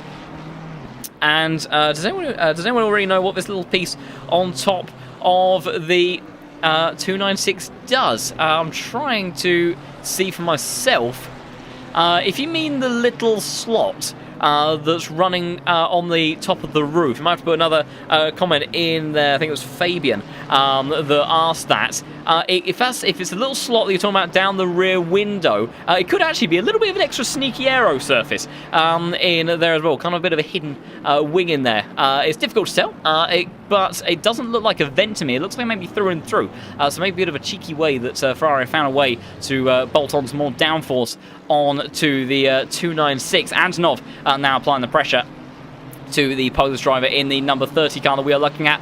Meanwhile, Sean Tempest and Alessio Mellis coming into the pits further down the order as well. He's also gone board with the BMW as he follows that number 30 car, and we get a sense of what it's like to follow in these tricky conditions around this very technical and twisty circuit. Optimal tyre pressures for the rain, I think, again, I think they're probably, I seem to remember Aris maybe mentioned maybe 29 to 30. I could be wrong on that front, but I seem to remember 29 to 30. And again, around sort of a PSI of operational optimality as such, as that's a mistake from one of the cars going through the gravel. There's actually one of the other Yeezy Sports cars. I think there may be a lap down. Meanwhile, Hutchinson and Karppinen have pitted from the front of the field. So I have to see how far back are they going to emerge relative to Korekas, because I think Korekas may still very likely come out in front as Mellis and Tempest do come out of the pits just ahead of Jan Drexler. In actual fact, could be quite close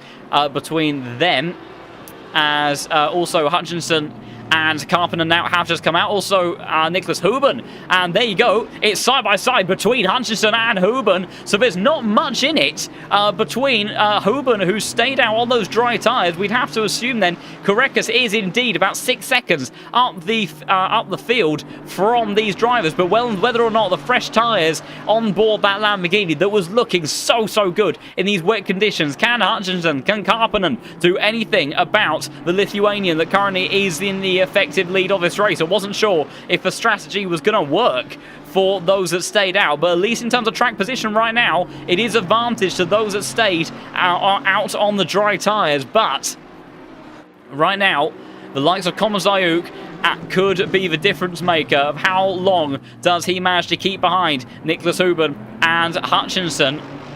Also, whereabouts is Jardier? So Jardier is in effectively the lead of this race, but of course he will have to make his stop in not too long a time. But yes, to round off on that point about the wet weather tyres, I think it may be 29 to 30 because it is fundamentally, if you keep them roughly within a PSI of that optimal window, then they should be pretty happy. It's much more about maintaining a more even tyre temperature distribution from inside to outside of the tyre that will be responsible for how quickly the tyre wears, and also the pressure is almost keeping that window. You'll still get roughly peak grip, but you'll get a different level of advantage in terms of responsiveness versus slow speed or traction and braking grip. Hooban sending one up the inside in towards turn 3 and getting the job done on the Aston Martin, who I think Hutchinson is going to try to send it as well, and the number 7 car, nothing he can do against the Canadian, who sets off in hot pursuit of what is effective P3 in this race. And we'll have to see times as they next go around what Karekas is doing relative to the likes of Hutchinson. Both Hooban and Karekas, of course, stayed out on those dry tyres absolutely amazingly. Very committed and big gamble from those drivers to do that. Meanwhile, Antonov still applying the pressure to Samir Fok in the battle for P13.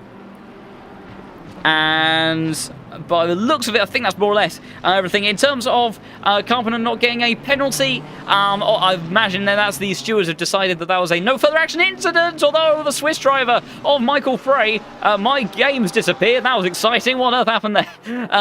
As hopefully that's reappearing okay, and I think it is. That got jolly exciting. We'll try to catch a replay of what happened to the number 28 car, so it's all okay on the exit of turn 3. Turn 4, though, does he clip a bit of curb? Oh, and he does, and he takes a chunk of the curb, and you see he manages to keep under control, but then gets onto the gravel and just loses it as he tries to rejoin the circuit, and then you're in a scary spot with the likes, I think that's one of the Mercedes, I think that was Sasha Vassner that found his way, and then Dom Healy and Ina Stroza that came across the stricken number 28. Meanwhile, Antonov and Samir Fok have been doing battle, and it's gone the way of the number 31 car. Just missed it on the replay. Apologies, everybody.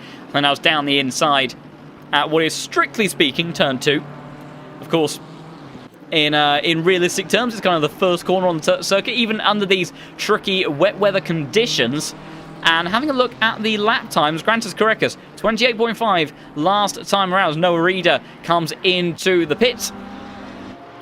And Hutchinson and Hooban both on low 29s, so still advantage in favour of Karekas. It does actually seem right now at this point in the race the Porsche is generally the more competitive car in the wets of the bunch. Maybe the Lamborghinis burning through their tyres a bit less and will come into effect later on, although I tell you what, Hutchinson not wasting any time at all, because we'll go on board the rear diffuser of Hooban now, and there's the Lamborghini absolutely in the right up the back of the gearbox of the number 9 Unicorns of Lovecar. Karppinen and Karppinen's lost a position. It's got all very busy behind. We're going to have to go back on the replay because Hutchinson has found his way through, and Komazayuk is now stuck in between.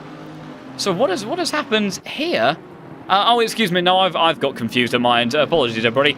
I forgot that those two had swapped around, and the Karppinen was actually battling behind Komazayuk to try to regain those positions. So apologies, that is your commentator being a little bit of a wally.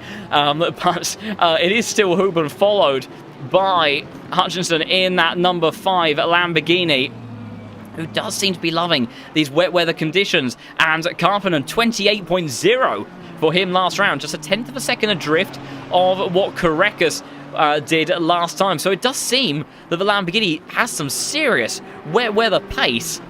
And, you know, for a car that a lot of people I saw in the sort of first, 24 hours or so of having access to the game as Marquezing just coming out of the pits. And that is one of the Lamborghinis just coming around at the first turn. It is the number 16 car. And that belongs to...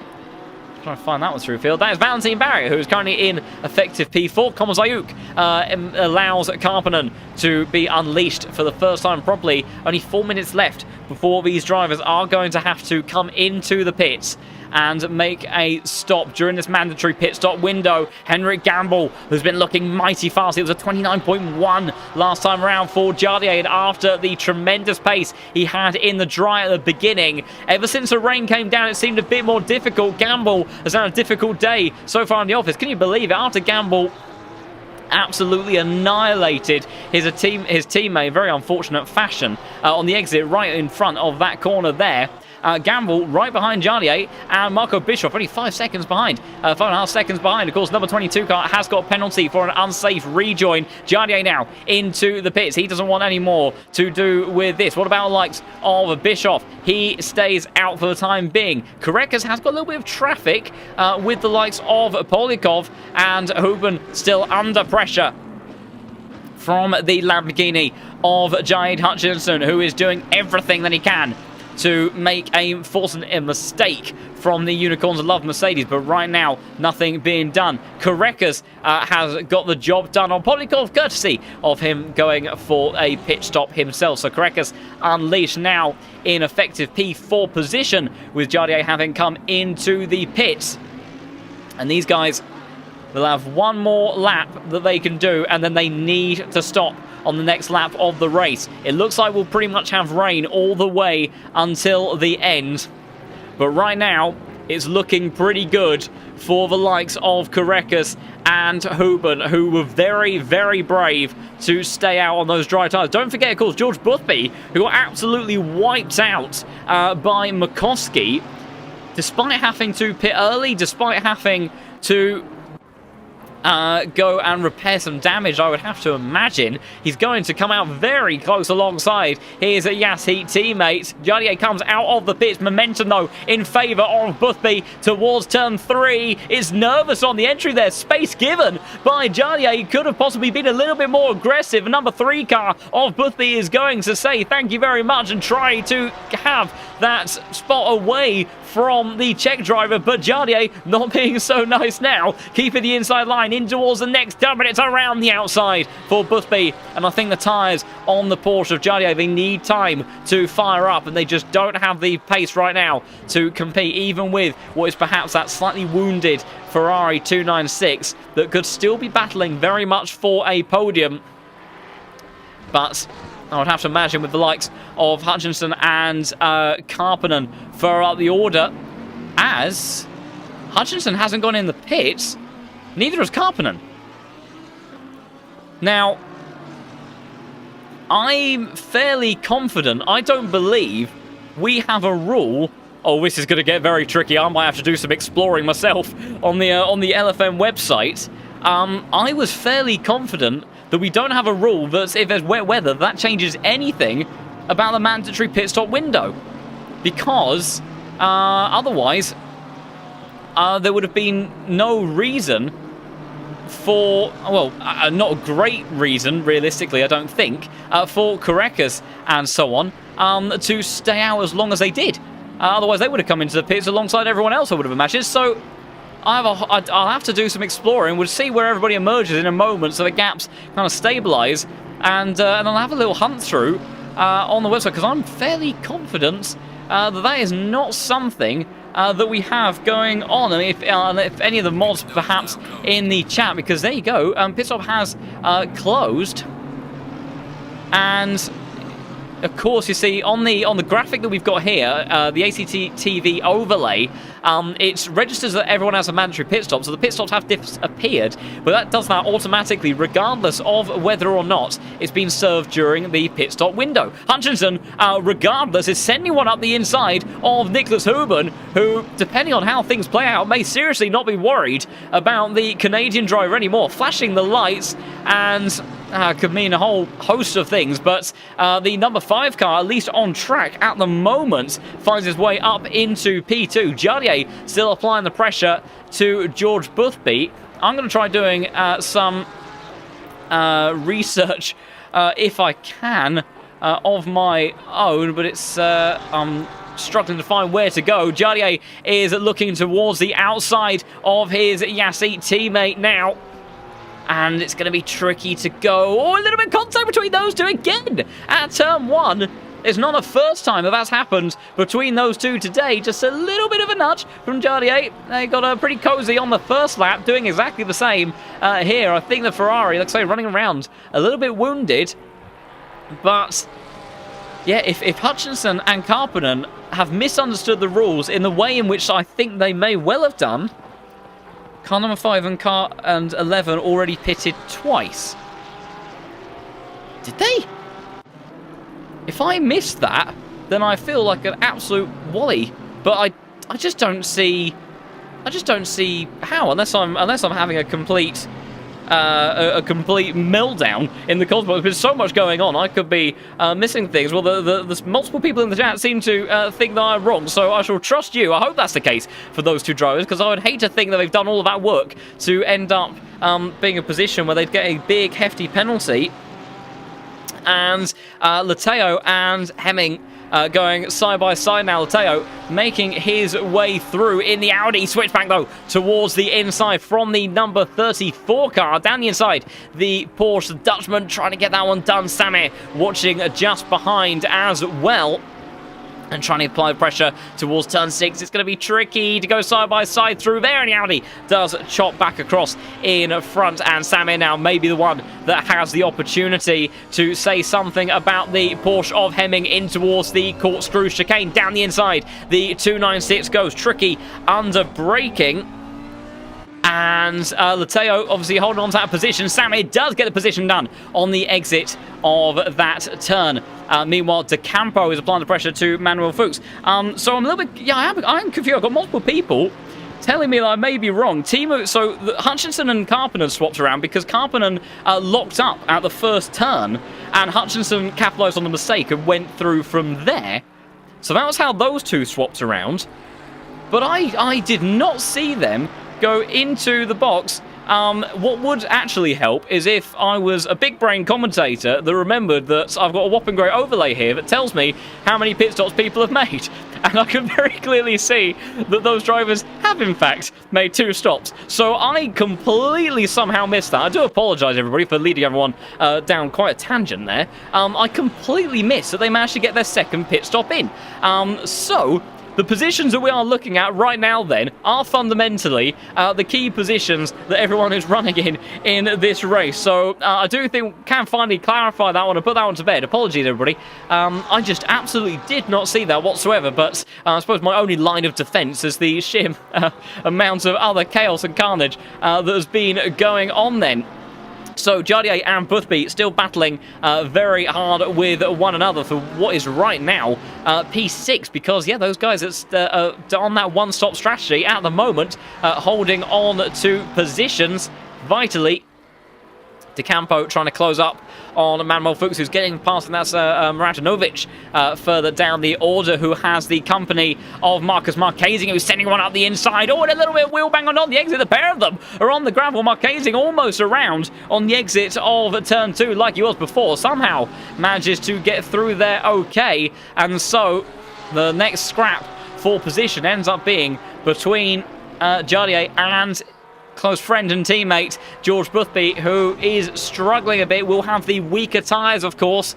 They have gone longer in this race, and so you would have to think that the pace would surely be in favour of the number 4 car. In fact, we will go on board with Mr. Honzig as he tries to apply the pressure.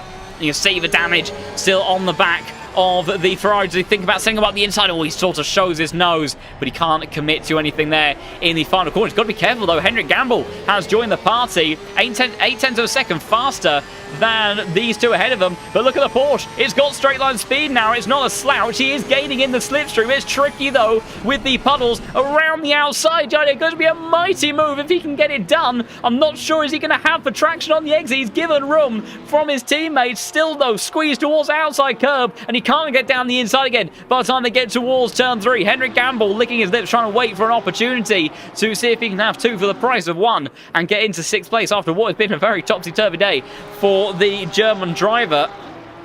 Meanwhile, just to keep everyone updated on what's happening at the front of the field, 27s for your top 3, with Korekas last time around 0.3 of a second faster than Hutchinson.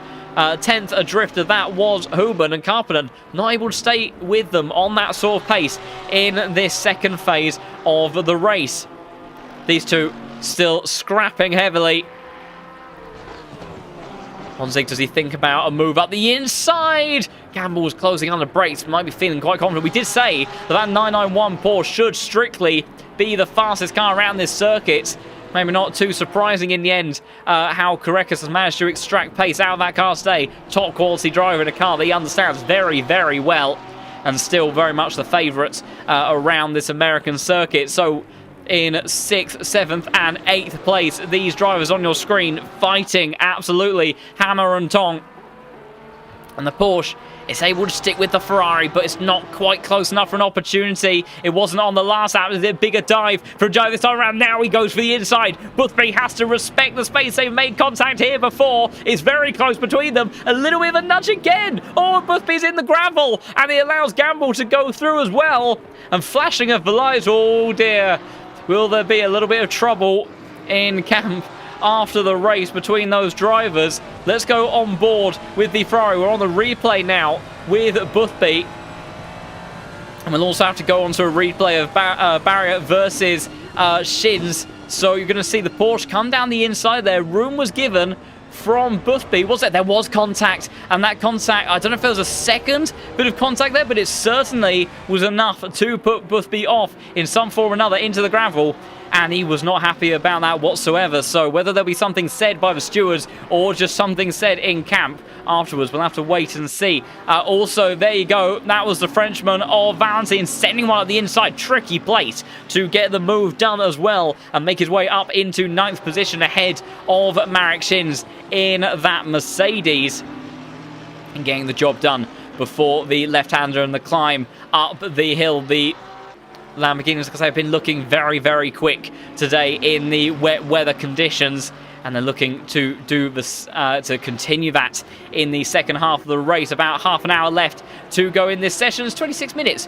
to be more precise, and it is Korekis that leads then by 11 seconds and is extending his advantage at the front of the field over Hutchinson, who again, magnificent drive so far from him, although he might be wondering to himself, should he have gambled on that same strategy? Could he be more challenging for that race lead right now if he had gone for the same approach as the number 1 car, who may have performed an absolute strategic masterclass? Someone who's not having the masterclass he would be wanting, though, is Manuel Fuchs, coming under pressure from Mattia De Campo in the 296. Little bit of wheel banging between the two of them on the entry in towards turn 3, but the Porsche manages to keep the Ferrari at bay for the time being. The Shizou GTR Mega Car now under a little bit of pressure from Polikov in the next of the 992s behind, and they're not too far behind. That's the back marker of Marcus Marquezing. Oh, contact there between Fuchs and De Campo. It is Polikov that flies on by the pair of them and says thank you very much, and he goes up into P12.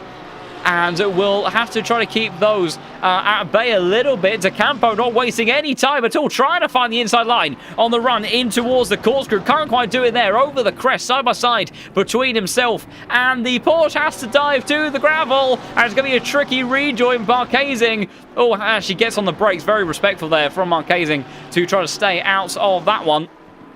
As meanwhile, Hutchinson last time round, half second up on Korekis. Whether or not that is just a one-off or is that a sign of things to come, we'll have to wait and see, though. Still a big margin between those two, but the Lamborghini was looking almighty comfortable in wet weather conditions. That's getting close between Schneckenberger, Hemming and also Samir Fock.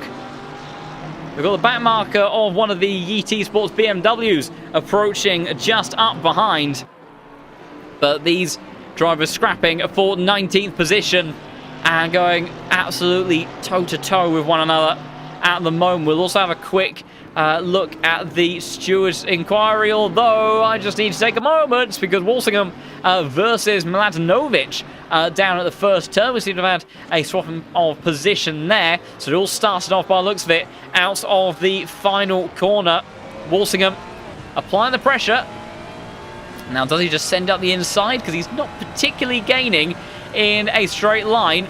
Very different engine tone on board this one, and it's a big send from the British driver, but nicely spotted. Gets it tucked in to that apex and on the power, wraps it around there nicely. And despite a slightly difficult day in the office for the number 13 car, still good overtake and very soon actually maybe about to make an overtake on Michael Frey as well. As also Valentine in the Lamborghini, he's caught up to the back of George Boothby, who is having a continuingly difficult day. Is it going to be a send from the Frenchman? It is, who's not afraid to fly up the inside into turn 2, but he got too deep on the brakes, and Boothby says not quite yet, sunshine, and he has to stay in P9 for the moment. These two in sister teams, and Valentine aggressive on his teammate. I don't think George Boothby, in actual fact, he gets on the brakes a little bit there to allow Valentine through. I'm not sure how much of a happy camper George Boothby is going to be. He's had a little bit of argy-bargy with Jardier, and also now with Valentine.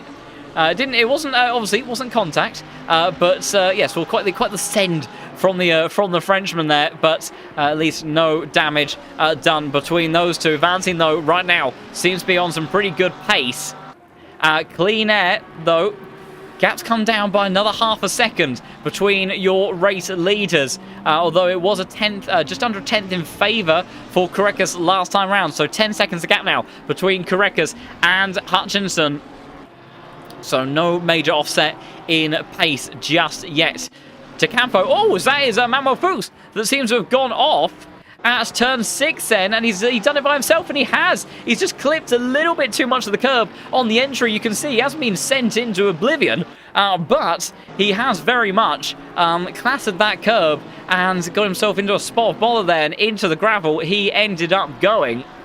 So difficult stuff for the German driver. Meanwhile, Schneckenberger, the next man on the move, trying to apply the pressure to Miles Hemming in that number 34 992 Porsche, just up ahead around the outside. He briefly looks for a moment but cannot make that one stick. Perhaps not all too surprising. Tricky to make a move up into a corkscrew at the best of times, let alone when you have these tricky wet weather conditions and you're on the outside line, trying to see if he can find any sort of opportunity.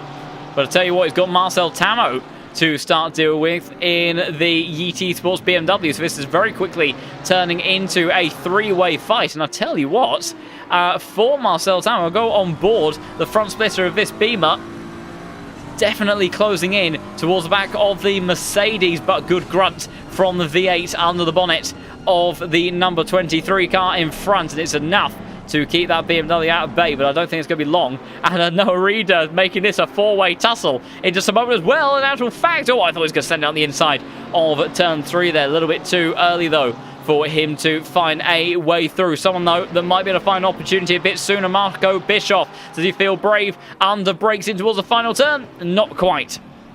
Although these two, Marco Bischoff, 27.8 last time round, absolutely flying in this Porsche. And you can see George Boothby, 1 minute 30 last time around. And then that's been updated, 29.8 from the 296. You see leading this little trio of cars, with Shins in the Mercedes and Bischoff, the two-time Pro Series champion, applying all sorts of pressure to the pair of them now. And you'd have to think with 20 minutes left on the clock, would he be able to find a way through? But right now, unable to do so just yet. Bischoff gets the power down in the 992. He's trying to see if he can find a way past the Mercedes. Meanwhile, something's kicked off further down the order. That is Tamo that has just dropped back. Let's see. Oh, he's just gone very wide on the entry to the penultimate corner. And McCoskey, both Noah Eder and McCoskey managing to get through. And the BMW dropping a couple of positions. No major harm done, though. Henry Gamble still applying the pressure. The highest up of the K. Kramer Racing esports cars, keeping Jardier firmly on his toes in this scrap for P6. Patience right now from the German driver, but that may dwindle later on in the race. We'll have to wait and see. Sasha Vassner, though, may be finding an opportunity. Not quite. Backs out of trying to outbrake the Porsche of Manuel Fuchs into the chicane there. Dom Healy, though, trying to capitalise, seeing if he can find one up the inside of Rainy Curve. And George Boothby, Shins, and Marco Bischoff all absolutely nose to tail. Shins towards the outside. Surely Bischoff might have an opportunity on the inside. He's trying to get there, and Shins still trying to keep Boothby honest. These two had a great scrap for the race win at Suzuka. Far away from those positions now, but still pretty intense battle between those two, although a little bit unfair. Perhaps this time, George Boothby kind of fighting with one hand behind his back. Marco Bischoff, though, he's got all the cards to play with around the outside. He is looking to go, but Marek Shin's able to cut off the pressure for a moment. But Bischoff's got a mighty run out of that corner. A turn 5, squeezing towards the left-hand side. Oh, that's tricky. And somehow, just about manages to keep it out of the back of the Mercedes. But that's Mercedes of Shin's run out, coming under an immense amount of pressure from the Porsche you see behind. But Bischoff then still not finding a way through. Someone that has just done exactly that though is his teammate Noah Reid, who centered up the inside of Schneckenberger towards turn 1 then. He's found his way through and up into 21st position. Meanwhile, checking back in on this scrap for the tail end of the top 10 position, still Boothby, Shins, followed by Bischoff. Next drag race towards turn 1 it will be, as McCoskey to Schneckenberger now having a scrap. Schneckenberger dropping down the order side by side on the run up towards turn 6, and the Ferrari is just about going to get that one done. Meanwhile, at the front, further up the pack, Boothby still just about holding on to P9 ahead of Shins, and Bischoff then back towards Schneckenberger as somebody just jumped on by. I think that might have been Valentin, who's making his way through some traffic at the moment, as Vassner versus Fuchs still kicking off once more down the inside for the Mercedes number 18 car, trying to fight his way through just about if he can. Gets the power down, and the Porsche sent towards the outside, catches a little bit of the grass as well. Dom Healy's getting involved in this, although I need to check back because Bischoff, he got a good exit last time, but it's a better one this time around, and he finally manages to get past Marek Shins, and surely now can set off in pursuit, dancing on the edges of track limits and grip. There was the German driver, but he manages to just about keep it within bounds. Gamble still trying to apply the pressure to Jardier. Also notably, last time around, 1.1 seconds was the margin in favour of Korekis on the previous lap. 27.1 fastest lap in this stage of the race from him. 28.2 from Hutchinson. So 12 seconds now the gap between the two drivers at the front of the field. So only 16 minutes left for Korekis to make it 2 race wins in only 3 races. Bischoff, after making his way past Boothby, already trying to do something. 23 car of Schneckenberger, I think, has had an incident of sorts. Bischoff, though, down the inside at turn 1, and there's nothing that George Boothby can do to respond against that one. We'll try to see what happens to Schneckenberger. You can see well out of the fights he was in before. He was battling just behind McCoskey. I think it's on the exit of this corner, actually. And yeah, you can see just goes out exploring a little bit on the outside of the track then. And yeah, just no grip out there. And unfortunately, when he comes back onto the tarmac, just goes around. Mercedes lets go underneath him and drops down to 24th position. So not what the number 23 car would have wanted in that. Marek Shins is back to applying pressure to George Boothby, who's finding it very difficult as the race goes on to keep the drivers behind. Perhaps the damage he's got on his car is starting to chew a bit more through those tyres, and it's a mistake in the corkscrew, and I think that's all the invitation the Mercedes needs, and it is. And up into P10, Marek Shins ends up making the position. Also Dom Healy, as Manuel Fuchs has just dropped it, and those are all back markers that they are fighting with. But in one way or another, the German driver was coming under increasing pressure from Dom Healy in that Lamborghini. We've seen him make a couple of unforced errors already, and just the back end of the car letting go on him. And Dom says thank you very much. And the British driver for Wild Things Racing gets himself up into the top 15. I think he'll be fairly happy with that today, and then further cementing that position with a mistake from the German driver just after that. Meanwhile, Innestroza has just found his way past Sean Tempest. Again, another overtake being made on the run in towards turn 5, and goes up into 25th position. Also had a very difficult lap 1 to deal with. No Reed out trying to find a move on Hemming. They've got Valentin just behind, who of course is a lap up, currently in P8, trying to close down on Henrik Gamble. 27.7 last time around for Valentine. He is loving these wet weather conditions. Wouldn't be the first time we've seen amazing stuff from him at the likes of Watkins Glen. Narita, though, I think is going to get the move done on Miles Hemming, and Hemming is going to have Valentine going through as well. Oh, excuse me. Sorry, that's Hutchinson. Excuse me, that is Hutchinson. Make his way through a pack. Two green Lamborghinis, and couldn't quite distinguish one from the other. The number 5 car of Hutchinson is sandwiched right now between those two Porsches. And the gap 13 seconds to Grantas Carreras at the pointy end of the field. 8 positions, though, gained for Hutchinson. I think he would be very, very pleased with that if they finished as they were. Next, the largest or the biggest mover on the grid, Polikov, 17 positions gained from the number 20 car. Antonov as well, fantastic stuff from him on the strategy call. He's gained 15 positions out of all of that. So, you know, those are a couple of the drivers. Healy, 16 positions for himself. So those are committed to that one-stop strategy, have definitely benefited for the most part in that. And you have to say that Hutchinson still gained 8 positions with the extra pit stop. Very impressive. In actual fact, 0.5 of a second faster than Carreras last time round, but it could be chopping and changing, of course, with traffic. Meanwhile, Samet trying to now maybe make a move on Mathis Lateo. The Frenchman getting a bit squirrely under braking towards turn 2. Has managed to make the apex, though. And now the Ferrari. So we get a nice look at the front of the Latvian driver's car, a bit wide for the number 12. It just looks at the moment that Samir in that number 8 car just a little bit more composed. And we'll get the power down a little bit earlier, keep the nose a bit more tucked in to the apex.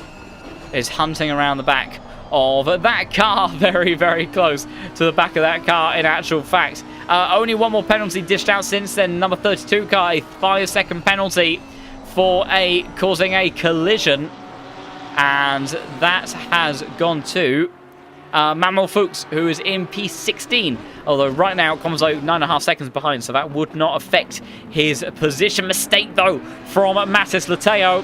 And Samir then maybe all the invite he needs and all launches an attack up towards the inside. Valentine getting a little bit compromised in all of this now. In actual fact, now again, that's Hutchinson. Apologies. Hutchinson not having the best luck with the traffic at the moment. Has got his way through, but it's not going to be helping him. And now Samir's gone from being the hunter to possibly being the hunted, because this is 4th position. Noah Reeder now trying to make a move over the number 8 car. The Porsche is going to be able to stay alongside there. It's got decent straight line speed now, pretty even as they head towards the first turn. And Miles Hemming very late on the brakes and inevitably contact, and he gets sent around for the misjudgment. Just about manages to get it going again. Mikowski says thank you very much. That's Nicholas Huben who's going through as well. Of course, a lap up and a few seconds adrift of Hutchinson, who's desperate, trying to find anything that he can to help close the gap to your race leader, but he's running out of time and opportunity.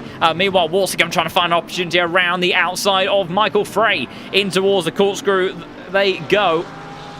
The Porsche holds on for now. Mikowski also applying the pressure to Sam Effott with 2 Ferraris that have both had busy days respectively for different reasons. Trying to see if they can get the job done. Walsingham setting one on the inside. Oh, well, I thought there was going to be contact there, and Walsingham backs out of it and says has to go for trying to find the cutback on the exit. And he's just not going to gain down the back straight. The Porsche, it's decent down the top speed sections of the circuit. Now a little bit of a look up the inside from Walsingham, though. But he's just not quite able to do anything about it. Same goes for this man, Henrik Gamble, who, after showing such strong pace at the beginning of this race, was really seriously giving Carreras a run for his money. It started to all go wrong. He dropped down the field, and then when he was scrapping away, it was just before that corner there where he lost it. He had a little bit of door-to-door banging, I think, if I remember rightly, but lost it on the exit of the corkscrew, went into the runoff area, and then came flying back onto the circuit in what the stewards deemed to be an unsafe rejoin, and consequently found himself, unfortunately, having big contact with his teammate Marco Bischoff, who is currently only 2 positions behind in 9th place. Tell you what, though, Vanzine Barrier closing up to these guys. You saw him just flash across the screen there for a moment. I think finally managed to actually name the right Lamborghini. There he is, number 16 car, who has dropped a couple of positions of the day today, but still relatively strong performance from the Frenchman. They would have been perhaps wanting a bit more from this race, as Michael Frey and Walsingham, bit of flashing of the lights there from the Visceral Esports car, the 296 behind. They've got Mark Hazing just up ahead. And Walsingham again, who has been looking very aggressive on the brakes at time, but still just a little bit too far back to make anything happen. Manuel Fuchs bringing out the white flag as he backs off to allow Grantis Carreras by, who has got about 6 laps to go, maybe 7. It's going to be very tight, I think, actually, with the margin. I think it'll be 7, including this one. Henrik Gamble back within a couple of tenths of a second from Jardier, who's had that Porsche absolutely in his mirrors. Meanwhile, Matters Lateo versus Noah Eder. Lateo fights back, but I don't think he's got the traction to fight with the Porsche on the exit towards next turn, and the 992 does get through, and unless Lateo can pull off something special, we get a lovely view of that new diffuser. He's trying to force the issue up the inside. He's managed to get the respect and the room from Eder, but in the end, I think the Porsche is going to head off, perhaps not exactly into the sunset, but is able to extend that advantage. Meanwhile, George Boothby's day goes from bad to worse because Polikov, who's been the biggest mover in this field, gets another position and goes up into P11. Meanwhile, Miles Hemming has gone off there at turn 6, and that's a bit spooky. I'm not a big fan of that. Hopefully he's able to rejoin okay. It looks like he might be okay in all of that. But I think it's going to be a familiar error, potentially, of how that one has gone wrong. And for the Dutch driver, see, just gets it, wheel in the gravel, goes around, manages to keep it out of the barrier, thankfully. So no, apart from that, of course. Well, it's been a very brief commentator's curse. I'm not entirely sure, but maybe he wanted to grab that first gear straight away. Maybe he thought he was in reverse. Yes, he did keep it out of the wall, but unfortunately that would have put a smidge of damage on the front of his car, but I'm sure that it won't be too much in the grand scheme of things. Michael Frey coming under increasing pressure now from Walsingham. Yellow flag for Alessio Mellis further down the order. He's running very slowly, but I do need to check as Walsingham's got a mighty run over the Porsche and has finally seemingly got the job done. Oh, lock up under brakes. You saw the car go wonky and unstable there. But Walsingham has managed to make his way through. We'll try to see what happens to Mellis. Is he going to lose it on the exit of turn 4? And he does. He just catches a wheel in the gravel and a pretty hefty impact into the wall. Oh, this is disappointing. I'm stuck in a replay and I can see that there's a 3-way fight going on for 19th position with Lateo, Fock and McCoskey. We'll hop back across when we can. McCoskey and Fock having swapping a position for P20. We'll catch it as soon as we can, and they have swapped around. Let's see what happened there. And I think job may have been done.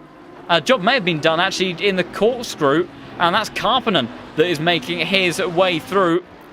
Meanwhile, up at the front, Carreras has extended his lead now to 16.5 seconds, so really has checked out in the latter stages of this race, just when we thought the Lamborghinis might make a comeback and put him under some pressure. So not the case. Walsingham, after having got past Michael Frey, has got the Mercedes of Marcus Marquezing in his sights. It does very much seem to be the faster car of the two. Difficult day for the British driver, but at least when he has managed to settle into the groove, he does seem to have executed some pretty decent pace. And that's, see, 27.9. That is not to be ignored from the number 13 car. White flag for Marcel Tamo, but nothing too major by the looks of it.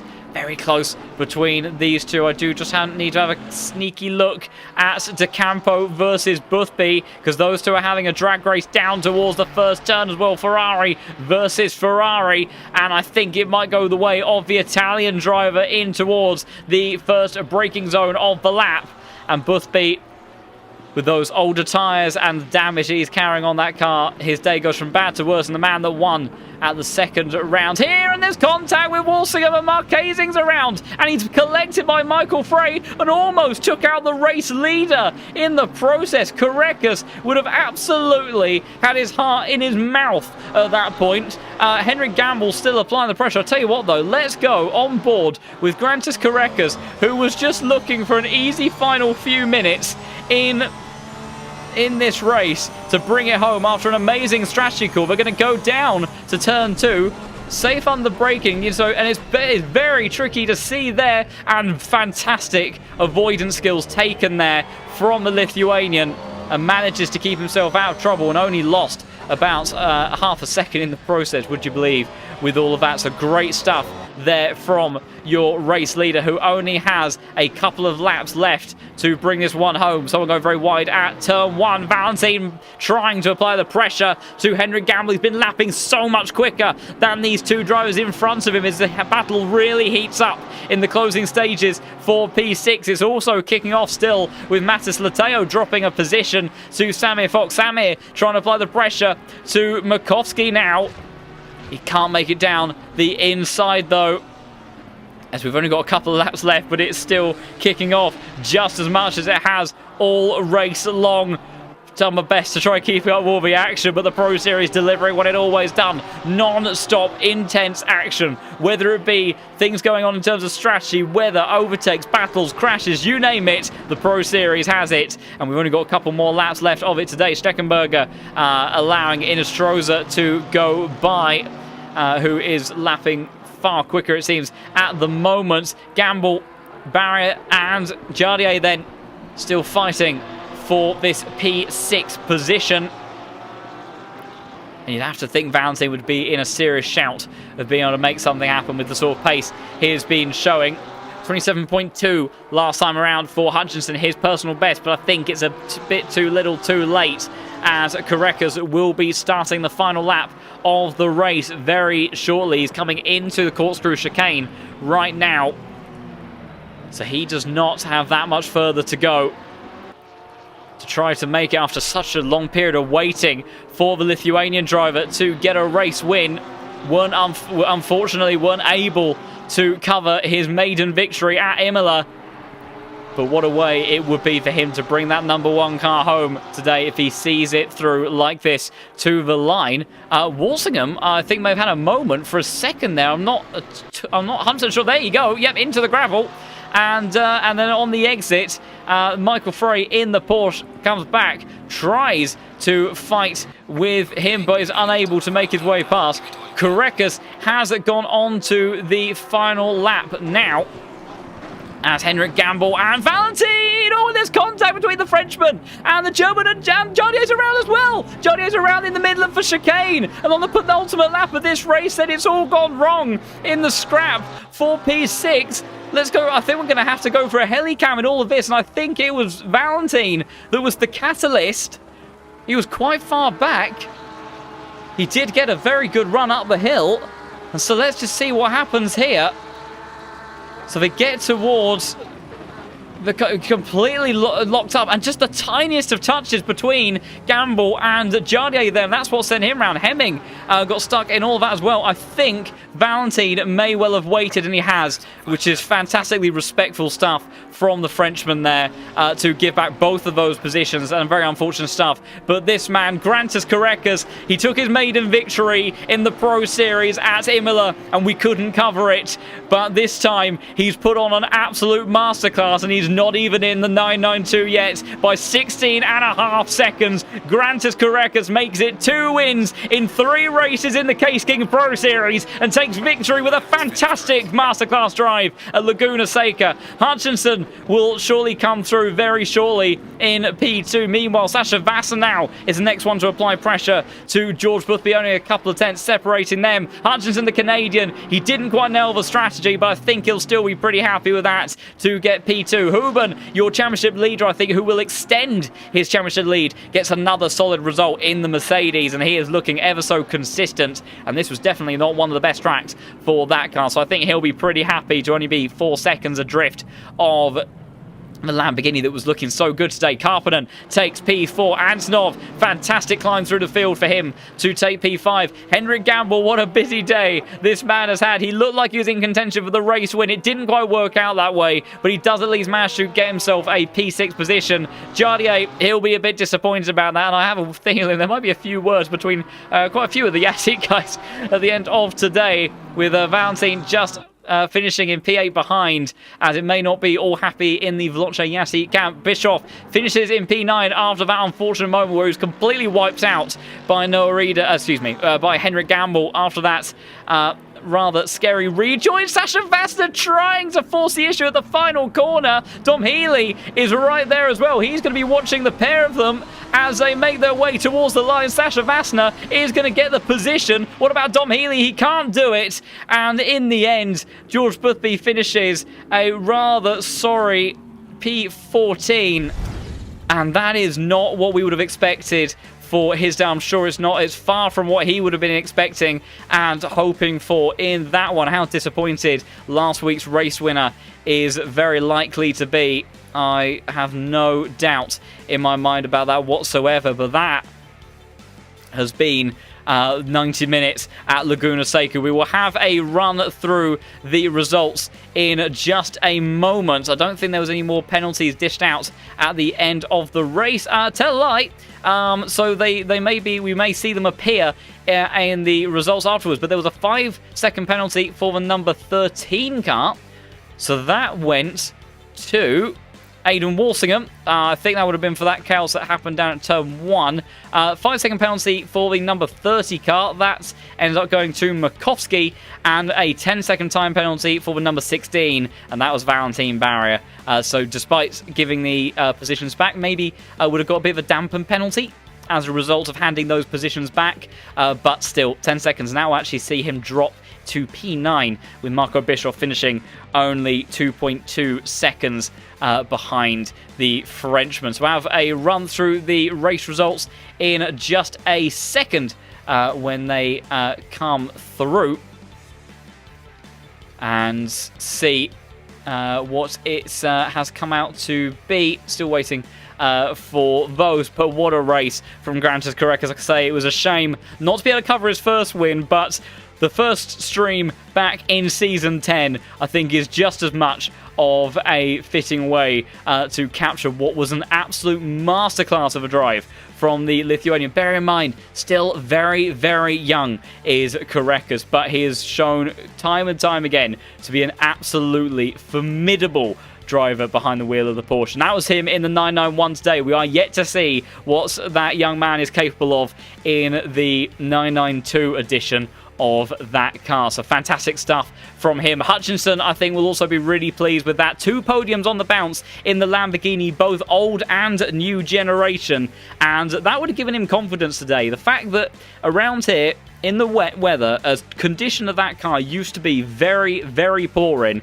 to extract that sort of pace at Laguna Seca, I think he'll feel pretty happy going forwards with that, and may well find himself in a position again in the future to be contending for a race win. So definitely a lot of positives for him to take from that one. And there we go. So your official race results then. Carreras wins by 16.5 seconds, with Hutchinson, Huben round out the podium, with Karppinen, Antonov finishing top 5, and then Gamble, Jardier, Bischoff, Valentin and Shins to the top 10. Polikov, your biggest mover with 18 positions, finishes P11, with De Campo, Vassner, Boothby, and Dom Healy to 15th. Komazai, Fuchs, Ida, Fock, and McCoskey to the top 20. Tamo, Inostroza comes back to 23rd with Schneckenberger, Tempest, Hemming, Drexler, Marquezing, Frey, and Walsingham going to the end of the top 30. Alessio Mellis finishes 31st with Eric Conrad, Miladinovic, Philip Minar, and Roloff Radix rounding out your final finishing positions in all of that. So what a busy day they ended up having as well, because it was definitely a pretty topsy-turvy one for all of those drivers. And I think we should also I'll see if we can hang about just for a little bit, just see if the championship standings update in just a moment. Also, just a little bit of a change to the Pro Series for those that weren't aware. So the Pro Series now, the scoring system is no longer based on the ELO of the lobby. It is fixed points given out for each position. So I believe that first place gets 1,400 points, and then it works its way down from there. So it's not the same system that we've had in previous seasons where it's based on the server. And I think that's to try to help balance out a little bit with some drivers getting a victory in a very high-level server, which, of course, they were rightly rewarded for. But sometimes the offset was a little bit strong for later on in the season when sometimes we have a little bit less attendance in the races, and inevitably then we see the general level the average level in the server going down just a smidge. So that is a change to the way in which the points are now done. I will keep an eye on those. I'm not sure if those are going to come through, but I can firmly say that Nicholas Huben will definitely be your championship leader at the end of that round after another strong finish from him this season. That Mercedes in 1.9 is doing fantastic things as well, and with the sorts of races coming up on the calendar, I imagine that he will also have some other places that he will be looking forward to putting that together, because we will be heading to Spa for the next round.